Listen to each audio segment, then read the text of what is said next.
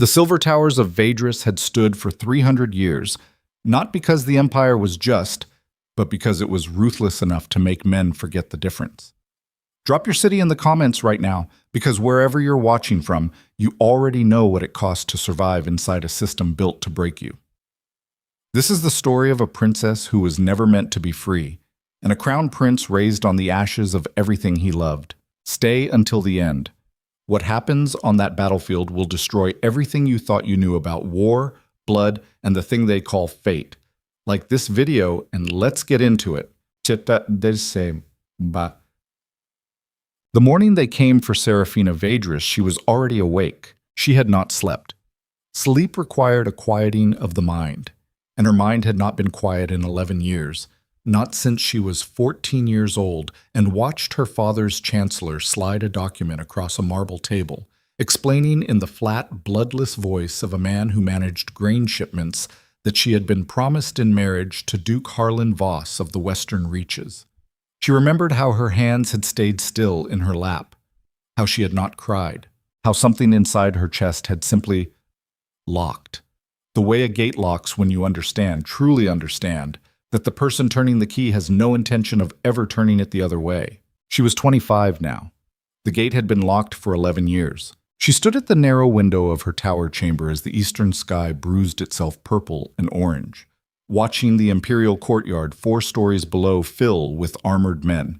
Not the ceremonial guard who stood at attention outside her door in their polished silver breastplates, decorative as jewelry. These were fighting soldiers, Legion infantry in battle-worn plate, supply wagons, weapon caches draped in oilskin against the autumn chill. The army was moving north. Seraphina pressed her palm flat against the stone windowsill and felt the cold work its way up through her skin. She breathed slowly. She had spent years learning to read her father's court the way a naturalist reads weather, watching the small signs, the pressure shifts, the particular quality of silence before something catastrophic arrived. This silence had been building for 3 weeks. Ambassador Thorne's rejection of the new trade terms, the border skirmishes in the Drakhar lowlands that her father's advisors mentioned briefly and then stopped mentioning entirely, the way certain generals had disappeared from the dinner table, replaced by men she didn't recognize, who ate quickly and spoke to no one. And then, 6 days ago, the moment that crystallized everything, her father's voice carrying through the carved oak doors of his council chamber, stripped of its usual performance, raw and iron-hard in a way she had only heard once before. "We finish it," he had said. "We finish it before winter, or we finish it never." She had not caught what "it" referred to. She didn't need to. Emperor Darius Vadris did not speak in abstractions. "My lady." The door opened behind her without a knock. Marta, her handmaid, a woman with a permanently worried mouth and hands that moved whether she was working or not. "The Emperor requests your presence at the morning address." Seraphina did not turn from the window.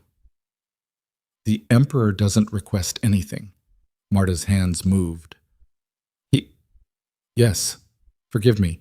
He expects your presence. Tell him I'm ill." The silence that followed had a particular texture. Marta was not a stupid woman. She had served Seraphina for 9 years and understood the palace's hidden grammar as well as anyone. She knew what it cost Seraphina to use that tone. Not defiance exactly, because defiance implied a belief that it might matter. What Seraphina used was something colder. The voice of someone who has already calculated the cost and decided to pay it anyway. "My lady," Marta said quietly, "General Aldrich is in the corridor." Seraphina's palm pressed harder against the stone. Aldrich, not the household guard. The general who had commanded 3 campaigns, who had pacified the eastern provinces with a systematic brutality that her father called efficiency. His presence in the corridor outside her door was not a coincidence. It was a message delivered in flesh and armor. She turned from the window. She dressed without assistance, the way she always did. Another small rebellion her father had long stopped contesting because it cost him nothing and gave her the illusion of something. She chose the gray wool, not the imperial silver he preferred to see her in. She pinned her dark hair back with a plain clasp. She looked in the bronze mirror and saw what she always saw. A face her father had minted like a coin.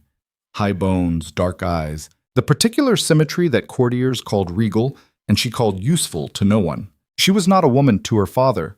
She was a political instrument, The morning address took place in the Grand Forum, a vast colonnaded space open to the sky where the emperor delivered proclamations to assembled nobles, officers, and palace staff.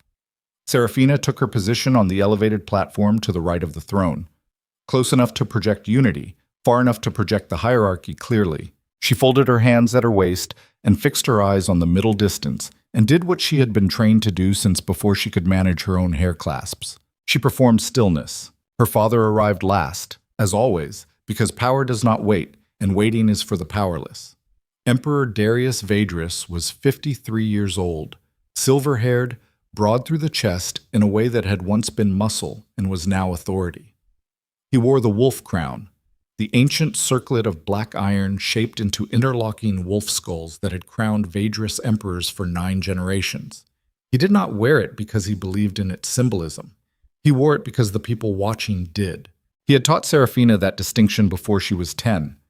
"The northern savages," he began, without preamble, without the ceremonial opening that protocol demanded, "have murdered 17 of our soldiers at the Greywood Crossing. They have rejected our ambassador's 4th delegation.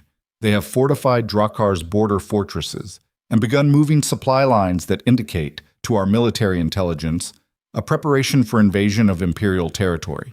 He paused. "Let the silence do the work. We will not wait to receive their invasion on our soil. The 3rd Legion, the 9th Legion, and 4 auxiliary battalions will march north at dawn tomorrow. Our objective is simple. We pacify the Drakhar threat. We do not negotiate with wolves." The applause was immediate and orchestrated. The particular rhythm of men clapping because they understood it was expected, because the alternative was noticed and remembered. Seraphina clapped twice and stopped. She watched her father's face while the hall thundered around him. He was not looking at the crowd. He was looking at her.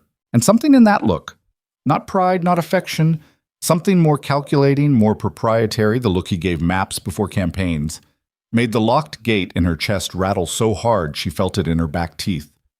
That night, she made her decision. It had been building for 11 years. It did not feel like a decision so much as a door that had always been there, and she had simply finally stopped pretending she didn't see it. She sat on the edge of her bed in the dark with her boots in her lap and thought about the 17 dead soldiers and the legions moving at dawn and the look on her father's face. And she thought about what she was worth inside these walls. Not much. A political instrument. A symbol. A woman who would be married eventually to whomever the emperor decided was most useful to marry her to, and would produce heirs, and would smile correctly at state occasions, and would die having never once chosen a single thing that mattered. She was already dead. She had been dead for 11 years. The only question was whether to stay buried or dig herself out. She spent 3 hours in the servants' quartermaster section of the lower palace, in a storage area she had spent 2 years quietly mapping during her sanctioned morning walks. She had been planning this, not exactly this, not this specific night, but something like it, for long enough that she knew what she needed and where to find it. A soldier's uniform, not officers, not decorated, the plain gray wool of Legion infantry. Boots 1 size too large that she stuffed with cloth at the toe. A pack with basic provisions. She cut her hair herself with a small belt knife. Not evenly, not attractively. She cut it the way a woman cuts it when function matters, and beauty is a liability. The result looked exactly like what it was. Ugly and practical. She studied herself in a dark window pane. She looked like a young soldier who didn't eat enough. Good. She joined the pre-dawn assembly in the staging yard at the 3rd hour before sunrise, slipping into the back rank of the 9th Legion's 4th Infantry Company with the ease of someone who had rehearsed the movement mentally so many times that her body simply executed it. The chaos of army mobilization was, she had calculated, the single greatest cover available to her. 3,000 men moving in the dark, sergeants shouting, supply wagons grinding over cobblestones, horses protesting. No one was watching the specific face of a specific infantry soldier in the 4th rank of the 4th Company. No one was watching her. For the first time in 11 years, no one was watching her. She walked north with the army, and she breathed the cold morning air, and she felt the gate swing open so hard it hit the other side, and she didn't look back. She did not allow herself to think about what she was running toward. She was only running away. That was enough. For now, it was enough. She lasted 12 days before the man next to her figured it out. His name was Dorn. He was 22, from the agricultural lowlands east of the capital, with a scar across his jaw from a farming accident and the kind of patience with discomfort that came from a life spent in physical labor. He had not spoken to her the first 3 days. On the 4th day, he had passed her an extra ration of hard bread without comment.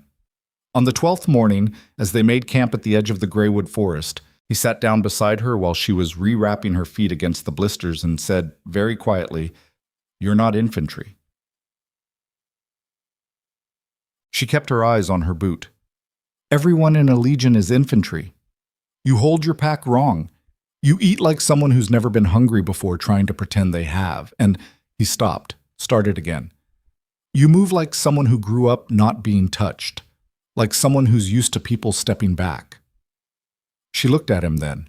He had pale gray eyes and a face that had never learned to be cruel. He was looking at her with something that wasn't accusation, wasn't even particularly curious. It was closer to recognition, the specific recognition of someone who has also, in some way, been somewhere they didn't belong. "You going to report me?" she asked. "To who?" He took a bite of his own bread. "I don't know what you're running from. Don't need to. You can handle yourself or you'll learn to. Either way," he shrugged, "we're all going to the same place." That was the entire conversation. It was the most honest conversation she'd had in 11 years. Dorn became something she had no good word for, not a friend exactly, because friendship implied a shared history, and they had none. More like a fellow traveler, someone who occupied the same difficult ground without requiring explanation. He taught her things over the next 9 days: how to pack a field kit so the weight didn't sit wrong, how to sleep on hard ground without losing the next day to back pain, how to read the sergeant's moods before they became a problem. She taught him nothing, because she had nothing practical to offer, but she listened when he talked about the lowland harvests and the 3 younger siblings he was marching north to earn money for, and she stored the information with the same careful attention she'd once given to court genealogies, the way you store things that matter. On the 21st day, they reached the edge of Drakhar territory. The landscape changed the way a person changes when they've survived something, gradually and then all at once. The manicured southern farmland giving way to dark forest and iron-gray rock, and a quality of cold that wasn't just temperature. It had weight. It pressed against exposed skin like a hand reminding you that you were here, specifically here, in a place that had no particular interest in your survival. "Drakhar wolves fight different," said a sergeant named Bruce during the morning briefing, his voice carrying the flat authority of a man who'd seen the specific thing he was describing. "They don't form lines like we do. They hit from multiple points. They move fast. They target command structures first. You lose your sergeant, your lieutenant, your captain. In that order, usually within the first 10 minutes. After that, units fall apart and the wolves go through the gaps." He looked across the assembled faces with the expression of a man inventorying resources rather than regarding human beings. "So you stay in formation. You hold your ground. You do not run." He paused. "Running is how you die tired." That night, lying in her bedroll with Dorn's quiet breathing 6 feet to her left, and the forest making its foreign sounds around the camp perimeter, Seraphina stared at the dark overhead and thought about her father's face when he'd looked at her in the Forum. She thought about the specific geometry of it, the angle of possession, the calculation behind the eyes. She had spent 25 years reading that face. She understood it the way you understand a landscape you've been imprisoned inside. He was not marching north to pacify a threat. She had known it the morning she'd watched the army assemble. She'd known it in the architecture of what he hadn't said in the Forum address. The particular precision of the lie by omission, the trade route justifications, the murdered soldiers, the defensive framing. All of it technically true, none of it the real reason. Her father was marching north to end something, not a threat, a memory. The battle came at dawn on the 24th day. She heard it before she saw it, a sound like nothing she had an adequate category for, a bass wave of impact and animal fury that moved through the ground and up through her boots. Before she fully registered, she was already running, already in formation, already moving with the company across a flat field at the forest's edge as the Drakhar forces materialized from the tree line. Later, she would think about what fear actually is. It is not the anticipation of danger. You can live inside that anticipation for years and it simply becomes furniture, background noise, something you stop registering the way you stop registering the smell of a room you inhabit constantly. Real fear is the moment when danger stops being abstract.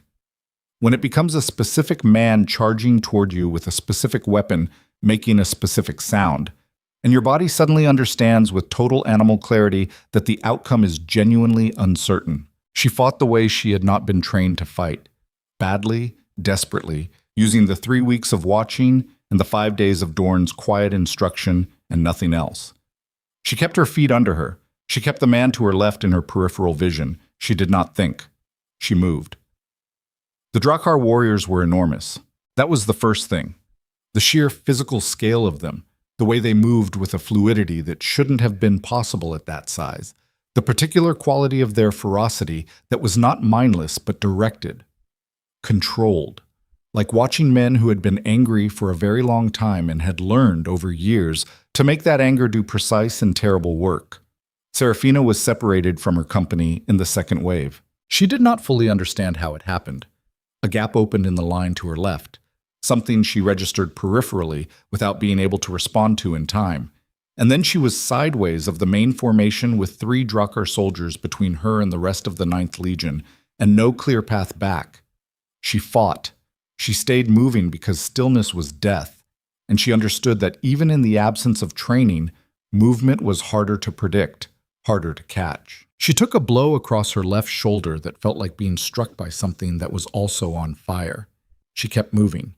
There was a Drakhar warrior ahead of her who had cut through the Imperial soldiers around him with mechanical efficiency and was now standing with his back to her, a full head taller than anyone within 30 feet, his dark armor absorbing the early morning light rather than reflecting it. Something in her soldier's instinct, borrowed, barely functional, but present, said, "Flank." She moved left. She raised her weapon. He turned, not because he heard her. She was certain of that afterward, certain in the way you're certain of things that don't have logical explanations. He turned a half-second before she was close enough to make noise, turned with the specific quality of motion that suggested he had known she was there before she knew herself. His eyes found her through his open visor and he stopped. She stopped. The battle went on around them as if they were standing inside a pocket of different time, a bubble of specific silence amid the broader chaos. He was young. That was the first thing she processed, because she had expected something older, something more monstrous. And instead she found a man perhaps 4 years her senior, with a face that had been worn into its bones by weather and grief and the specific exhaustion of someone who had been carrying something very heavy for a very long time. Dark eyes. A jaw that held the kind of tension that didn't release even between strikes. A scar above his left eyebrow that had the old, settled look of a wound from childhood. She raised her sword. He looked at her the way you look at something that doesn't make sense, something that your mind keeps trying to reclassify because its first reading of the information can't be right. His sword arm was up. The blow was a half-second away. Mathematically, she was already dead. He didn't swing. "Who are you?" he said. Not a question. It landed like a demand, like something being dragged out of him against resistance, like a man who would very much prefer not to need the answer. She said nothing. She tightened her grip on her weapon. His eyes moved, not to her sword, not to the tactical situation around them, to her face, with an attention that was so concentrated and so unwilling that it looked almost painful. "Who are you?" he said again, and this time it was quieter, which was worse. Around them, the battle sounds were changing. She heard the horn calls that meant a push, an advance. She'd learned the signals from Dorne. The Drakhar were advancing on the Imperial left flank. This man should have been moving with them. She should have been retreating with her company. Neither of them moved. He reached out. She flinched. The sword came up and pulled the helmet from her head. The cold hit her cropped hair like a hand. He went absolutely still. She watched something happen behind his eyes that she could not fully read and did not have the context for. Something cracked. Something that had been held at a very specific tension for a very long time cracked the way old wood cracks. Not shattering, not dramatic, but with the sound of a structural thing giving way. "No," he said. Quiet. directed inward, like a man arguing with something only he could hear. She became aware of several things simultaneously. Her shoulder was bleeding more than she'd registered. Her legs were shaking with the particular fine tremor of sustained adrenaline. And this man, this Drakhar warrior who had every tactical reason to have already killed her, was looking at her like she was a problem that had just become incomprehensibly larger. "Who are you?" She asked it this time, demanded it, in the same flat way he had. He looked at her for 3 seconds that had the weight of much longer. "Kaelen Thorne," he said. "Crown Alpha of Drakhar." She heard the name land in her chest before she heard it consciously. Thorne, the queen who died on a marble floor. The night of the invasion, 11 years ago, that her father had never discussed and that she had only ever heard in fragments. Servants' whispers, the carefully incomplete accounts in imperial records, the particular way certain generals' faces closed when the Northern Kingdom came up in conversation. The name Thorne and what it meant in the accounting of things her father had done. The accounting she had never been allowed to see in full. "And you," he said, and his voice had a new quality now. Not softer, but stripped, the way a wound looks when the cloth covering it is removed, "are the woman I've been told to hate." She should have denied it. She should have maintained the fiction. She was a soldier, a nobody, a woman from the lowlands who meant nothing. The lie was right there, available, potentially survivable. "Seraphina Vaedris," she said, "princess of the empire you're trying to destroy." The silence that followed was the specific silence of a structural thing already falling, the moment between the crack and the collapse when the outcome is certain, and the only question is what the wreckage will look like. This is what people misunderstand about the moment before everything changes. They expect drama, thunder, some external signal that the world is about to be reorganized, but the actual moment rarely arrives with ceremony. It arrives as a man staring at a woman he was built to destroy, his sword lowered against every piece of his training and history, his face arranged around something he can't yet name but already can't unfeel. It arrives as a woman who spent 11 years locked in a tower, finally standing in the open, with blood on her hands, and every lie she was born into exposed, not because she's brave, but because the truth has gotten too heavy to keep carrying. Power is not always what breaks a person. Sometimes it's recognition. The recognition of being seen, truly seen. Not as a symbol, not as an instrument, not as a political asset or a strategic problem, but as a specific human being, after years of invisibility, is its own kind of violence. She felt it land in her chest like a blow. She didn't show it. She had spent too many years learning not to show it. But she felt it. Around them, the battle had shifted. The Imperial Third Company was falling back. Drakhar warriors were pressing the advantage, their advance organized and deliberate. In 30 seconds, the specific bubble they were standing in would collapse, and either he would take her prisoner or she would be caught in the crossfire of a retreat. "You need to make a decision," she said. Her voice came out steady. She was distantly impressed by that. He looked at her for one more second. Then he raised his voice to a volume that cut through the battle noise like a blade. "Brekka, secure the prisoner." She had time to register the word prisoner, to register that she was still alive, to register that the decision had been made and that its implications were vast and mostly unknown, and then the world went sideways. The blow came from behind. Not from him, from one of his men, a Drakhar warrior who moved faster than she'd seen anyone move, who caught her across the back of the skull with something padded but heavy. The edges of her vision went gray and then dark, not all at once, but folding inward like paper, and the last thing she saw before the dark finished its work was Kaelen Thorne's face from a distance of 10 feet, watching her go down with an expression she had no category for. Not triumph, not satisfaction. Something she would spend the next several days inside an obsidian fortress, turning over and over in her mind and still failing to name. She had run from an empire. She had run from a cage gilded so beautifully that most prisoners forgot to call it what it was. And she had run directly into the arms of the man who had the best reason in the world to see her dead. The dark finished its work. She went under. Somewhere above her, 2 armies continued to fight over ground that neither side truly owned, for reasons that neither side had ever been told in full. And in the pocket of different time that had existed between 2 people who had no business knowing each other's names, Something had cracked open that neither war, nor winter, nor empire would be able to close again. The question, the only question that would matter when she woke, was whether that crack was the beginning of something or only the end of everything she had known. She did not know. She was not awake to ask. But Kaelen Thorne stood for 30 seconds in the smoke of that battlefield after his men carried her away, with his sword still lowered and the battle still moving around him, and he pressed the heel of his free hand against his sternum as if something there hurt in a way that had nothing to do with the fighting. He had felt the mate bond the moment she'd removed her helmet. It had hit him like a wall, like a door slamming shut on one world and a window cracking open on another.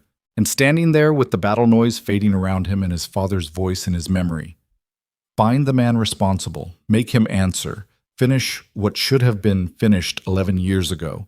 He understood, with the total cold clarity of a man who has just watched his entire life's architecture crack along a fault line he never knew existed, that the woman they had just carried away was not just a prisoner. She was his fated mate, and she was Darius Vaedrus's daughter, the emperor who had killed his mother. In the obsidian fortress, 3 hours north, Seraphina Vaedrus lay unconscious in a stone room with no windows, the prisoner of the man she was fated to love, the daughter of the man he was fated to destroy. The war had barely started, and somewhere in the headquarters of the imperial camp, a general was composing a message to the emperor, reporting the loss of several soldiers, the chaos of the engagement, the unfortunate disappearance, unexplained, possibly captured by the enemy, possibly simply lost in the confusion, of a young infantry soldier matching no particular description. The message made no mention of a princess. Not yet. But Emperor Darius Vaedrus had spent 30 years reading between the lines of dispatches. He read this one twice. He set it down on his campaign table. He walked to the tent entrance and looked north, toward the dark line of the Drakhar forests, with an expression that his closest advisors had learned to recognize over decades of service. The expression he wore when something had gone wrong. The expression he wore when he was calculating how to make wrong useful. "Get me Aldrich," he said to no one in particular. And in the stone room 3 hours north, Seraphina Vaedrus's eyes moved behind their lids. Not yet awake. Not yet. But already, in the wordless dark below consciousness, her mind was running, calculating, mapping, searching for exits, because that was what 11 years in a gilded cage had given her. Not defeat, not submission. The specific, weaponized patience of a woman who had always known the door would open eventually and had been ready for it every single day. The door was open now. What waited on the other side was a man who could either save her or destroy her. And she had no way of knowing. Not yet. Not until her eyes opened and the stone room came into focus, and she had to decide in the first seconds of consciousness exactly who she was going to be, which one he would choose. She came back to consciousness the way a person surfaces from deep water, not all at once, but in layers, each one heavier than the last, each one delivering new and unwelcome information about the state of her body. Cold stone under her back, the specific ache of a shoulder that had been hit hard and not treated, the tight, dry throb at the base of her skull where the blow had landed. A smell she had no category for, iron and pine resin and something mineral, old rock and old cold, the particular smell of a place built to endure rather than to comfort. She did not open her eyes immediately. This was not caution exactly. It was the instinct of someone who had spent 11 years gathering information before displaying reaction. You learn to read a room before you let the room read you. She lay still. She listened. Stone walls returned sound differently than plastered ones. She could tell from the echo quality that the room was not large. Maybe 20 feet across, the ceiling not high. No sound of wind, which meant either no windows or windows shuttered and sealed. Distant sounds of movement, multiple sets of boots, the muffled quality of a large structure with many people occupying it. Voices in the corridor outside speaking in Drakhar, which she spoke at a functional reading level, thanks to 11 years of unsupervised access to a very good library and the specific stubbornness of a person who prepares for futures she's not supposed to have. She understood approximately 2/3 of what they were saying, enough to know they were arguing about her. She opened her eyes. The room was exactly what she'd predicted from the acoustics. Stone, low-ceilinged, unadorned. A single oil lamp on an iron bracket. A wooden table. One chair. Her pack was gone. Her weapons were gone. She was still in the infantry uniform, which was either an oversight or a deliberate choice, and she couldn't yet determine which. Her hands were not bound. That was the first significant data point. She sat up slowly because her skull informed her very clearly that fast was not currently an option, and assessed herself with the clinical detachment she'd learned to apply to physical pain, a skill acquired early in a childhood where displays of distress were treated as weaknesses to be corrected. Left shoulder, functional but limited range. Head, concussive, not dangerously so. Feet, blistered from 3 weeks of marching in wrong-sized boots. The rest, a catalog of bruises, muscle fatigue, and the particular deep exhaustion of a body that had operated at its ceiling for an extended period. She was alive, in an enemy fortress, prisoner of the Crown Alpha of Drakhar. She took exactly one breath of self-pity and then put it down the way you put down something too hot to hold. The door opened. He filled the frame in a way that she registered as physical information before she registered it as anything else. The height, the breadth, the way a person who is accustomed to being the most dangerous thing in most rooms simply occupies space differently. He was not wearing battle armor. He wore what she took to be a functional dress uniform. Dark wool, no ornamentation, the kind of clothing that said rank through fit and quality rather than decoration. His face was the same face from the battlefield, which was to say it was a face arranged around things that had been carried too long and had left permanent architecture. He looked at her for a moment without speaking. She looked back. "You're awake," he said. Flat, stating a fact. "Observant," she said. Something crossed his face too quickly to read. He came inside and left the door open behind him, which she filed as information about his confidence in the room's security rather than any carelessness. He did not sit. He stood near the table with his arms at his sides and looked at her with the particular attention of a man trying to solve a problem by staring at it hard enough. "How's your head?" he said. "Functional." "You took a serious hit." "I've taken worse." She hadn't, but she said it with enough flat certainty that it didn't invite challenge. He pulled the chair back and sat down across the table from her, which put them at approximately the same eye level and organized the space as a conversation rather than an interrogation. She noted that too. Either he was deliberately strategic about it, or he operated on instinct that happened to produce the same result. Both options were worth accounting for. "I need to understand something," he said. "Then ask it. What were you doing in my army's path? Not as a soldier, as yourself." She held his gaze. "Running. From everything inside those walls." She said it without inflection, which was its own kind of answer. "From a father who owns me. From a marriage I didn't choose. From 25 years of being a very expensive piece of furniture." She let that sit for exactly 1 second. "From whatever he has planned for the North that he didn't bother explaining to the piece of furniture." Kaelen's jaw moved slightly, not a full reaction, the ghost of one. "You're saying you didn't know about the campaign." "I knew an army was moving, I didn't know why." She paused. "I have guesses. Would you like them?" "I'd like the truth." "Those are the same thing right now. I don't have access to my father's actual reasoning. I have access to his patterns. 25 years of watching how he thinks is worth something, even if it's not documentation." He leaned back slightly, not relaxing, recalibrating. "Your father," he said, and his voice changed on those 2 words in a way that was controlled but not fully controlled, the way a man changes pitch when he's managing something that would otherwise be louder. "Mobilized 3 legions and 4 auxiliary battalions. That is not a border skirmish response. That is not a defensive action. That is a campaign of conquest framed as crisis management." "Yes," she said. The simplicity of her agreement stopped him. "You knew," he said. "I suspected. I'm confirming." She kept her eyes on his. "He's done it before. The eastern provinces, the Maravan coast. He finds a justification that sounds defensive, frames the action as necessary rather than chosen, and then he moves before anyone has time to organize the counter-argument." She paused. "He's very good at it. He's had decades of practice." Kaelen was quiet for a long moment. This is something that people who have never been in a room with genuine power rarely understand. Silence is not the absence of communication. It is often the most information-dense state a conversation can inhabit.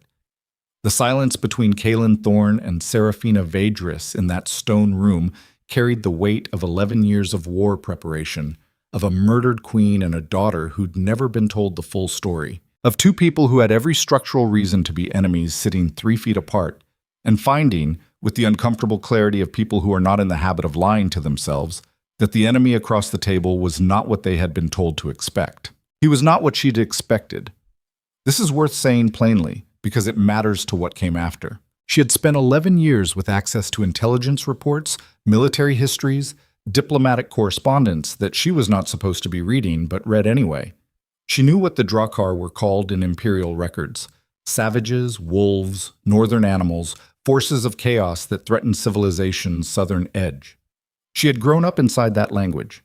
She had absorbed it the way you absorb language you grow up inside. Not believing it exactly, but not fully questioning it either, because questioning it required more information than she'd had. She had more information now. He was 29 years old and had been running a kingdom's military strategy since he was 22. The scar above his eye was from a sword lesson gone wrong when he was 8. She would learn this later, but even now she could read the age of it. He had dark circles under his eyes that were not from one bad night, but from a long accumulation of nights that hadn't been fully adequate. He held himself like a person who never fully stopped paying attention, which was either trained or constitutive, and either way was exhausting. He was not a savage. He was a man who'd been given a grief he hadn't chosen and had spent every year since turning it into something useful, which was the only thing most people know how to do with grief that large. "My mother," he said. She didn't look away. "The night your father's forces crossed into Drakhar territory 11 years ago," he said. "Not the southern border, the northern interior, a diplomatic convoy, protected under the Third Treaty." His voice was very level. The levelness cost him something visible. They weren't there for territory. They were there for a specific target. Her. Seraphina felt the information land. She had known, in the way she knew many things she'd never been allowed to know directly, that there was something in the northern history that her father had specifically and deliberately obscured. She had found one record once, buried in a military archive she'd accessed during a sanctioned palace visit, that no one had thought to restrict her from because no one had imagined she'd know what to look for. A convoy, a diplomatic escort, a night operation recorded in terms so euphemistic they were nearly abstract. She had known. She had not known the shape of it this clearly. "I was 9, Kaelen said. "I was told she died of fever." The silence after that was different from the previous one. "When did you find out?" she said, quietly. 14. He said it the same way she'd said 11 years, but without drama, but with the specific weight of a number that has been carried so long, it's become part of your skeleton. Old enough to understand the documentation, too young to do anything about it. She thought about being 14. She thought about the document on the marble table. She thought about the gate locking. "What did you do?" she asked. He looked at her. "Trained." One word. Everything it meant. She understood it completely. When you are young and powerless and in possession of a grief too large for your current capacity, you do the only thing available. You build the capacity. You train. You become something that the grief can't fit inside of anymore. You become something that can, eventually, go back and answer for it. She understood it because she had done the same thing, without a sword. "That's why the campaign," she said. "Not a question. Your father's been building toward it. My father has been building toward it since the night it happened." His jaw set briefly. "I have spent 15 years moderating that, finding the line between accountability and annihilation, trying to build a case that didn't require us to burn everything to make it." He stopped. "Your father's army moving north is not a coincidence in timing." "He knows you were close to having it," she said. "He knows we were close to having the political alignment that would have made a formal tribunal possible. 3 northern kingdoms prepared to co-sign a war crimes documentation, 2 southern trading territories that had agreed to sanction support. "Bain mam apalpers sit." He said it with the flat precision of a man reciting military intelligence, but under it she could hear the years. The grinding, patient, enormously costly years of building something that didn't require wholesale destruction. "Your father moved to preempt it." She sat with that. A war of conquest disguised as a defensive campaign. She had guessed the shape of it. She had not guessed how surgical the timing was. "He's not just trying to take Drakhar territory," she said. "No. He's trying to eliminate the documentation. And the witnesses." The word hit the room flat and hard. She looked at Kaelen Thorne, at the controlled fury behind his eyes, at the exhaustion that had nothing to do with the battle and everything to do with what came after battling, the decades of careful restraint and political architecture that were now apparently burning in the South. And she made a decision, not the impulsive kind. She had made the impulsive decision 12 days ago when she cut her hair and walked into a staging yard. This was the other kind. The calculated kind that looks like trust and is actually strategy, except that by the time you finish making it, the line between the two has blurred enough that you can't fully find it anymore. "I want to help," she said. He looked at her. "I have access to information you don't," she said. 11 years of observing my father's methods. I know his communication patterns, his strategic preferences, the specific people he trusts and why. I know which parts of the imperial record are accurate and which parts have been revised." She held his gaze. "I am not asking you to trust me. I'm telling you what I can offer and letting you calculate the value yourself." He was quiet for long enough that she began to understand this was how he operated. He did not rush to fill silence, which meant silence didn't make him uncomfortable, which meant it couldn't be used against him as a pressure tactic. She filed that away. "You're his daughter," he said. "I'm aware. You grew up inside everything he built, which is exactly why I know where the cracks are." His eyes moved across her face with an attention that had a specific quality. Not distrust, not quite. Something more nuanced. The look of a man who knows very well that the most effective deceptions come packaged inside the most compelling truths. He was not stupid. He was not going to take her at face value. She didn't expect him to and wouldn't have respected him if he had. "You'll stay here," he said finally. "In this room. You'll have better conditions. You'll have a proper bed, food, access to a healer for your shoulder, but you'll stay here until I decide what to do with you." "And how long does that take?" "As long as it takes." She held his gaze for another moment.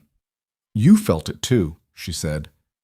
"On the battlefield, before you pulled my helmet off." The stillness that moved through him was almost imperceptible. Almost. "I don't know what you're referring to," he said. Flat. Immediate. The kind of flat immediate that is not a denial, but a door slamming. She let it go. She had planted the sentence. Planting was enough for now. He left. The door did not lock. She tested it 3 minutes after he was gone, opening it 6 inches to find 2 of the largest Drakhar warriors she had seen, standing at attention with the specific quality of men who are very good at their jobs and know it. She closed the door again. She was not locked in. She was simply contained by the understanding that moving through that door would be a poor tactical choice. The distinction mattered to her in the way small distinctions matter enormously to people who have spent years in rooms they weren't allowed to leave. She sat on the edge of the stone bed and pressed her palm against her sternum, the same gesture she had used since she was a child when the weight of things got very heavy, and she needed to feel something solid. She thought about what he'd said about his mother. She thought about the diplomatic convoy. The night operation, the record she'd found that used words like pacification and strategic neutralization as if they were not describing the murder of a queen under treaty protection. She had known her father was capable of this. She had known, the way you know something you've never said aloud and therefore haven't had to fully own yet. Knowing without speaking is its own kind of complicity. She understood that. She had understood it for a long time. This is what survival inside a corrupt system does to a person. Over years. It does not make you complicit all at once. That would be too visible, too dramatic, too easy to refuse. It makes you complicit incrementally. It trades your silence for your safety in installments so small you barely register each individual transaction. And then one day you look at the account and realize how much has accumulated, and the number is enormous. And the question of whether you chose it or simply failed to refuse it at every small step is a question that does not have a comfortable answer. She had not murdered anyone. She had not ordered anything. She had stayed quiet. And staying quiet inside a machine that does terrible things is its own form of turning the gears.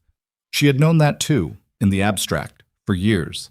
Sitting in a stone room in Drakhar with a concussive headache and a bleeding shoulder, it stopped being abstract. Over the following 3 days, the shape of her confinement revealed itself. The healer, a compact woman named Isra, who had the hands of someone who had worked on serious injuries for decades, and the communicative style of someone who saw no reason to use words when her hands could demonstrate, came on the first morning and addressed the shoulder and the head with the kind of competent discomfort that meant she was good at her job and uninterested in making it pleasant. Food arrived twice daily, plain and substantial. She was given access to a narrow corridor for an hour each morning, enough to move, enough to assess the geometry of the fortress around her. What she assessed was considerable. Drakhar's obsidian fortress was not a palace in the imperial sense. It had not been built to impress. It had been built to function, to house an army, to provide a command structure, to be genuinely difficult to take by force. The walls were thick enough to absorb artillery. The corridors were designed around defensive choke points. The people moving through them had the economy of motion that came from long-term occupation, from knowing the space so well that navigation required no thought, leaving attention free for everything else. On the second day, she heard raised voices through the corridor stone, not clearly, but with enough bass to convey volume and the specific register of men in dispute. On the third day, Kaelen came back. He looked like he had slept less than she had, which was notable, and he looked like the argument she'd half heard through the stone had left marks, which was also notable. And he sat down across from her with the quality of a man who has come to a decision and is in the process of determining how to articulate it. She waited. "My father wants you moved to the deep cells," he said. She kept her face even. "And?" I told him no. The weight of that was significant, and she let herself feel it privately, behind the even face. He had gone to his father, the king of the kingdom she was imprisoned in, the man with the longest and most legitimate grievance against everything she represented, and had said no on her behalf. That was not a small thing. That was not a neutral thing. "Why?" she said. "Because putting you in the deep cells is not a decision I can take back," he said, "and I'm not ready to make irreversible decisions yet." "That's strategic," she said. "Yes." "Is that all it is?" He looked at her. The same look as the battlefield. Unwilling, concentrated, slightly pained, the look of a man whose own reactions are doing something he didn't approve the requisition for. "Tell me about the documentation," he said instead. "Your father's communication patterns, how he moves information between command and policy." She told him. For 3 hours, she talked. She told him about the relay system her father used. Not official channels, but a parallel network of personal couriers who operated under commerce cover. She told him about the 3 advisors who held the actual strategic authority and how to distinguish their hands in policy from the emperor's public positions. She told him about the Eastern Province records and the specific archive location that held pre-revision documentation. The copies her father had missed because they were filed under a supply logistics heading that no one had thought to check. He listened the way she'd noticed he did everything, without interruption, with total attention, with the particular quality of someone who does not need to perform engagement because the engagement is entirely genuine. He asked 3 questions, all precise, all aimed at things she hadn't thought to volunteer, which told her he already had more information than she'd estimated and was using her as a cross-reference rather than a primary source. She recalibrated upward, again. When she finished, he said, "You're giving me intelligence against your father." "Yes, that's treason." "That depends on what you owe the thing you're being treasonous against." She held his gaze. "If loyalty is earned and my father has not earned mine, I'm not betraying a loyalty. I'm refusing to perform one I was never asked to give freely." She paused. He didn't ask. He assigned. Kaelen's jaw moved slightly. "You've thought about this for a long time," he said. 11 years. That landed between them with the weight it deserved. He stood. He moved toward the door and then stopped, which she was already learning was something he did. The stop, the recalibration, the moment between impulse and expression that most people couldn't see because they didn't know to watch for it. "Tomorrow," he said, without turning around, "my father holds council. He will make a formal decision about what to do with you. I will be present, and I will be expected to have a position." "And what will your position be?" He turned then, halfway. "That depends," he said. on whether I can find a use for you that my father will accept. And if you can't? He looked at her for a long moment. Then I find one he can't reject, he said, even if he wants to. He left. She sat for a long time in the lamplit room and thought about the specific sentence, even if he wants to, and what it implied about whose authority was actually operating in the space between them. She thought about the mate bond. She had not heard the term until she was 17, in a badly translated northern ethnography she'd found in the palace library's restricted section. She had read it with the detached academic interest she applied to most things she wasn't supposed to know. The concept had seemed not impossible exactly, but remote. The kind of mythological architecture that explains something true about human experience by dressing it in the language of the supernatural. She had not expected to feel it. She had felt it on the battlefield. She had felt it the moment he'd pulled her helmet off and the cold hit her cropped hair, and his eyes found her face, and everything in the air between them had changed quality, like a frequency shift, like a pressure change, like the specific sensation of a door she hadn't known existed swinging open in her chest. She had not mentioned it again after the first time. She didn't know enough about how it worked, and she had a strong instinct that any power she had in this situation depended heavily on not being readable. You cannot afford to want something visibly when the person you want it from has every reason to use your wanting against you. You keep the want interior. You make decisions based on it, carefully, indirectly, while your face stays even. She had spent 11 years becoming very good at that. The council meeting, she calculated, was the crisis point. King Magnus Thorne would push for her death or her deep imprisonment. Kaelen would push back.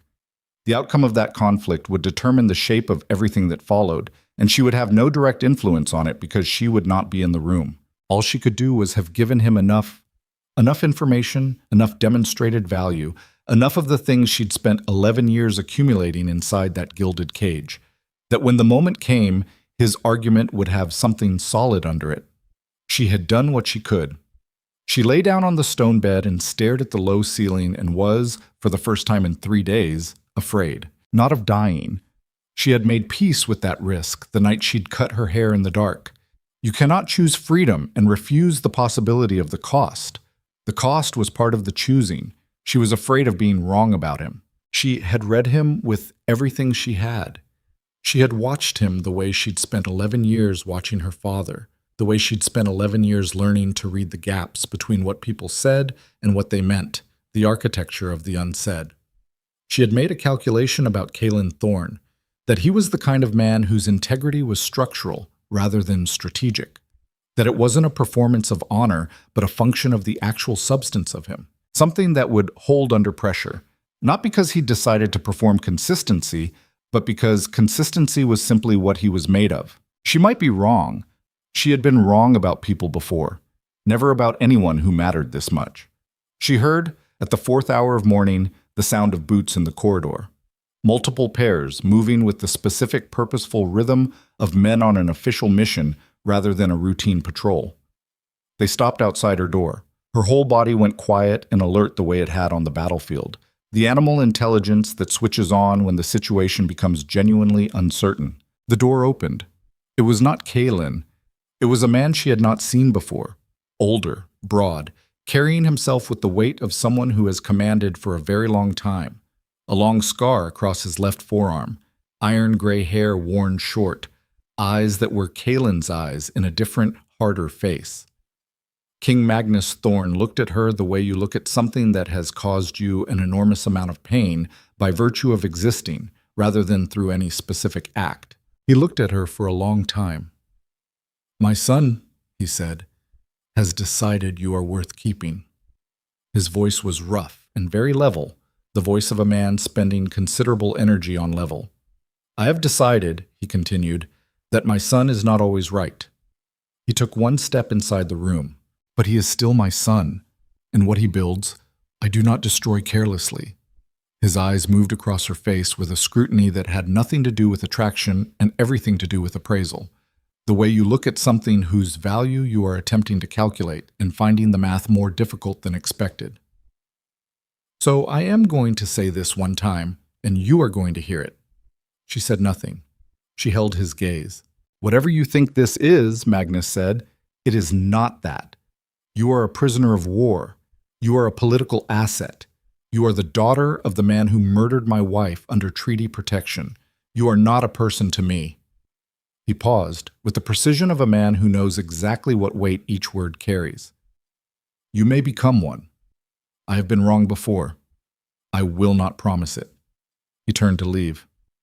"King Thorne," she said. He stopped. "I know where the original documentation is," she said. "The pre-revision records. The ones that show the true authorization chain for the convoy that night. Not copies. Originals, in a physical archive under a misfiled logistics heading in the Imperial Palace." She kept her voice even. "I am telling you this freely now, before your son has had the opportunity to offer me anything for it. Because I want you to have the information, and I want you to be the one deciding what to do with it." Magnus stood with his back to her for 5 full seconds. He turned. "Why?" he said. "Because you deserve to know the full truth of it," she said. "And because I am trying to demonstrate something to you, not with words, with the decision I just made." He looked at her. He left without answering, but he left without ordering her moved. That was its own kind of answer. She sat in the silence he left behind and understood, with the particular cold clarity of a moment when everything pivots, that the decision she had just made could not be unmade. She had given Magnus Thorne the most valuable thing she had. She had given it freely, without condition, on the gamble that it would shift the architecture of his perception enough to buy her the thing she actually needed. Not safety, not comfort. Time in a fortress with the man who was her fated mate and her father's greatest enemy. Time to find out whether the thing she'd felt on that battlefield was what she thought it was. Time to find out whether the crack she'd heard in the structure of Kaelen Thorne's careful, patient, enormously disciplined life was the beginning of something that could survive the weight of everything piled on top of it. Outside the fortress walls, 3 hours south, a messenger was riding hard through the dark with a dispatch from the Imperial camp. The dispatch contained 2 pieces of information. The first was a tactical update on the siege situation, the disposition of the 3 legions, the supply line status, the timeline for the next advance. The second piece of information was the one the rider had been told to deliver separately, personally, to no one except the Emperor himself. The princess had not simply deserted. The princess had been taken. And the man who held her was the one man in the continent with the most complete and specific motivation to use her as a weapon. Emperor Darius Vaedrus read the dispatch in the silence of his campaign tent with the lamp turned low. He read it twice. He set it down. His face arranged itself around an expression that his advisors, had they been present, would have recognized with considerable dread. It was not the expression of a father receiving terrible news about his daughter. It was the expression of a general receiving intelligence that had just clarified his strategic picture considerably. He picked up his quill. He began writing an order that would not go through official channels. It would go through the personal courier network, to a specific advisor, with a specific instruction that began with the words, "If she speaks to anyone about the Northern Archive." The order Emperor Darius wrote that night was 11 words long. Seraphina read it 4 days later in a corridor she was not supposed to be in, held in the hands of a man she was not supposed to recognize. She recognized him. His name was Corvin. He was 38 years old, narrow through the shoulders, with the kind of face that had been specifically designed by long practice to be forgettable. Not ugly, not attractive, not remarkable in any direction. She had seen him 17 times in her life, always in the background, always slightly adjacent to the actual conversation, the actual transaction, the actual power. He was her father's personal courier for the parallel network, the one that did not use official channels, did not leave records in the Imperial Archive, did not exist in any documentation that could be subpoenaed by any tribunal. He was inside the Drakhar fortress. She had been using the morning corridor hour to systematically map the fortress's secondary passages, not in any direction that would look like escape preparation, but with the patient, methodical attention of someone who simply needed to understand the geometry of the space she was living in. She had found 3 passages in 4 days.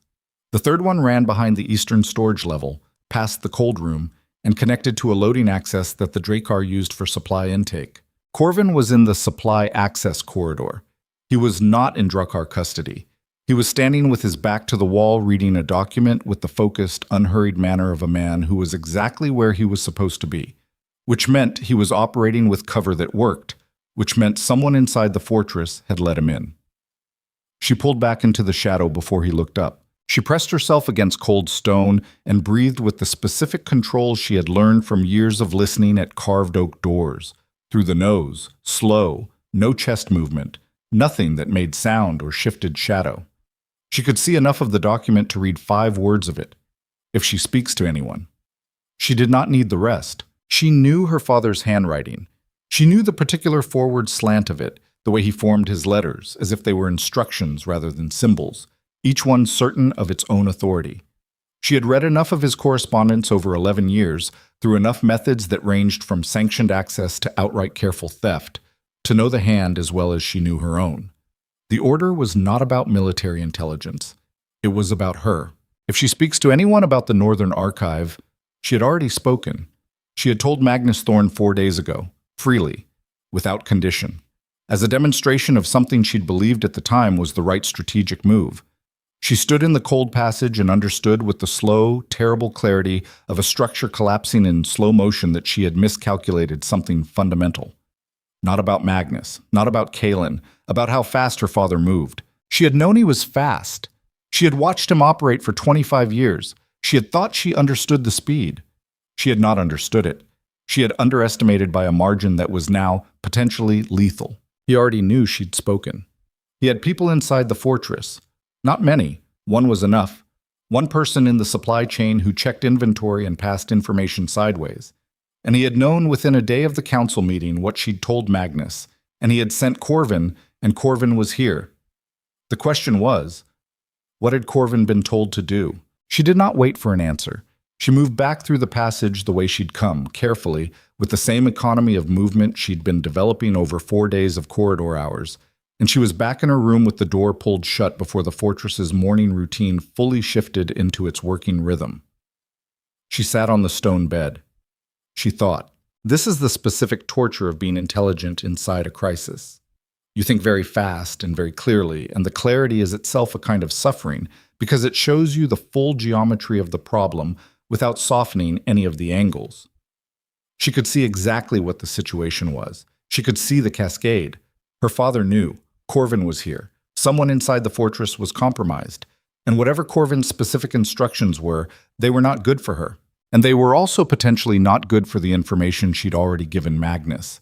And they were certainly not good for the fragile and barely begun architecture of whatever was being built in the space between her and Kaelen Thorne. She had one option. She did not love the option, but she had learned over years of operating inside systems that constrained her choices to the edge of nothing, to work with what was available rather than waiting for better. She needed to find Kaelen before Corvin found whoever Corvin was looking for. She had 20 minutes before the corridor hour officially started, and her absence from the expected morning pattern would be noticed. She opened the door. The 2 guards looked at her. "I need to speak with the Crown Alpha," she said. "Now. It's not a request." The guard on the left, Drakhar, the one who'd taken her down on the battlefield, looked at her with the particular expression of a man who has been specifically told to treat the prisoner with a specific level of respect, while also maintaining a specific level of containment, and who is now processing a request that sits directly on the line between those 2 imperatives. "He's in the command room," Drakhar said. "Then take me there." Drakhar looked at the other guard. Something passed between them that was a full conversation compressed into 3 seconds. Then Drakhar stepped back. "Walk," he said. The command room was at the fortress's center, 3 levels up, a large stone-vaulted space with maps pinned to every wall and a table that occupied most of the floor.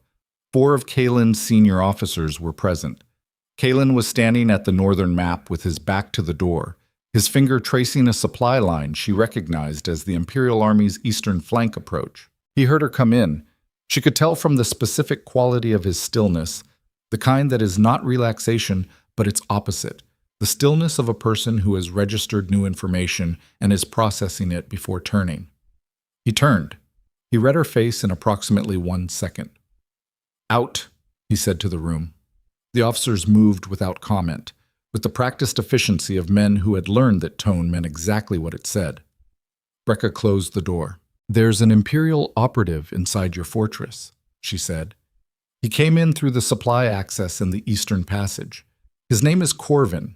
He's part of my father's parallel courier network, not the official one. He exists in no documentation. She said it without preamble because there was no time for preamble, and Kaelen was not the kind of man who needed it. He had a written order from my father. I couldn't read all of it. The words I read were, "if she speaks to anyone," and then the rest of the sentence. Kaelen did not move for 3 seconds.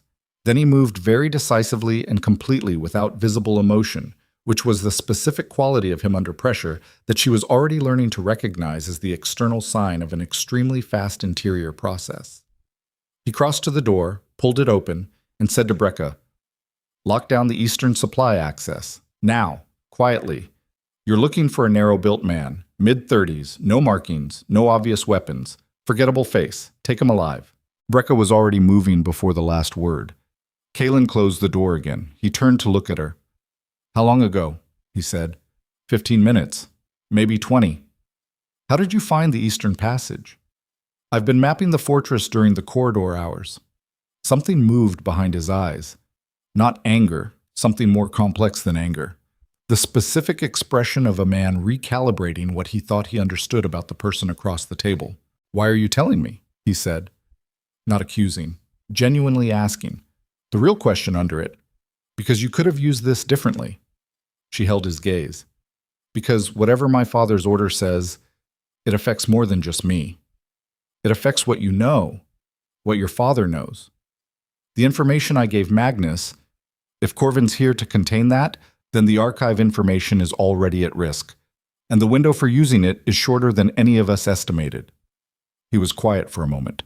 "Or," he said carefully, "you're telling me to create the impression of loyalty, while the operative you're actually working with completes a different task." She had expected this. She would have thought it herself, in his position. "Yes," she said. "That is a possibility you should be accounting for. I can't disprove it except through what happens in the next hour.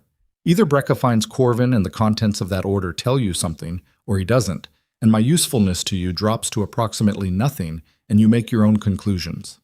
She kept her voice even. "I'm not asking you to believe me. I'm asking you to move fast enough that if I'm telling the truth, we don't lose the window." He held her gaze for a long moment. Then he crossed to the map table and picked up a command dispatch pen. He wrote 3 orders in rapid succession, sealed each with the black wax he used for command-level communications, and handed them to a runner who appeared at the door in response to a signal she didn't see him give. He worked fast. This was something she was cataloging about Kaelen Thorne, in the part of her mind that was always cataloging regardless of the emotional content of a situation. He was genuinely fast under pressure. Not reactive fast, the kind that mistakes speed for accuracy and creates new problems trying to solve old ones. Decisively fast, the kind that comes from having done enough preparation in the calm periods that when the pressure arrived, the thinking was already done and only execution remained. He had been preparing for this war for 15 years. He was not improvising.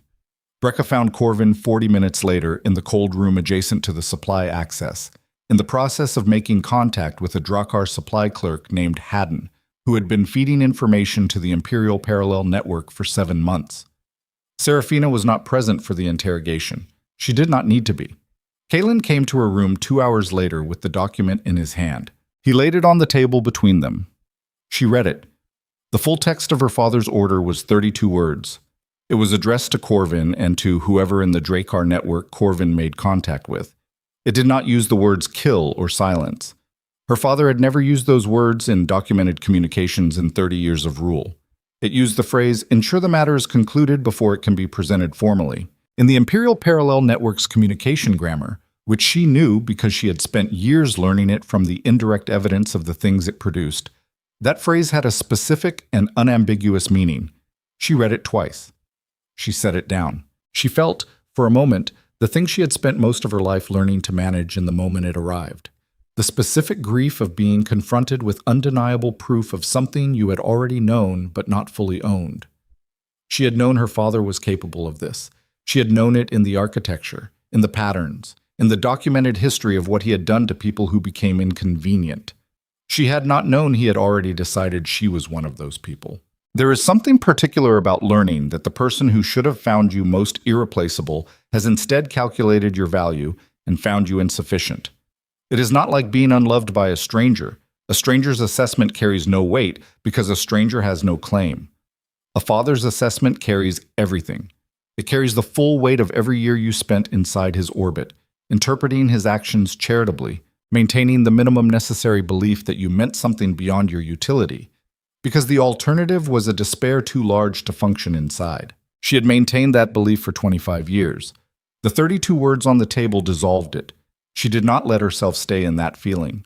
She acknowledged it, the locked gate, and what it meant that the man who'd put it there had now decided the person behind it was a liability.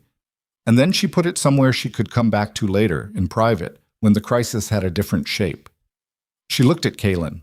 "He knows about the archive," she said. "He knows I told your father.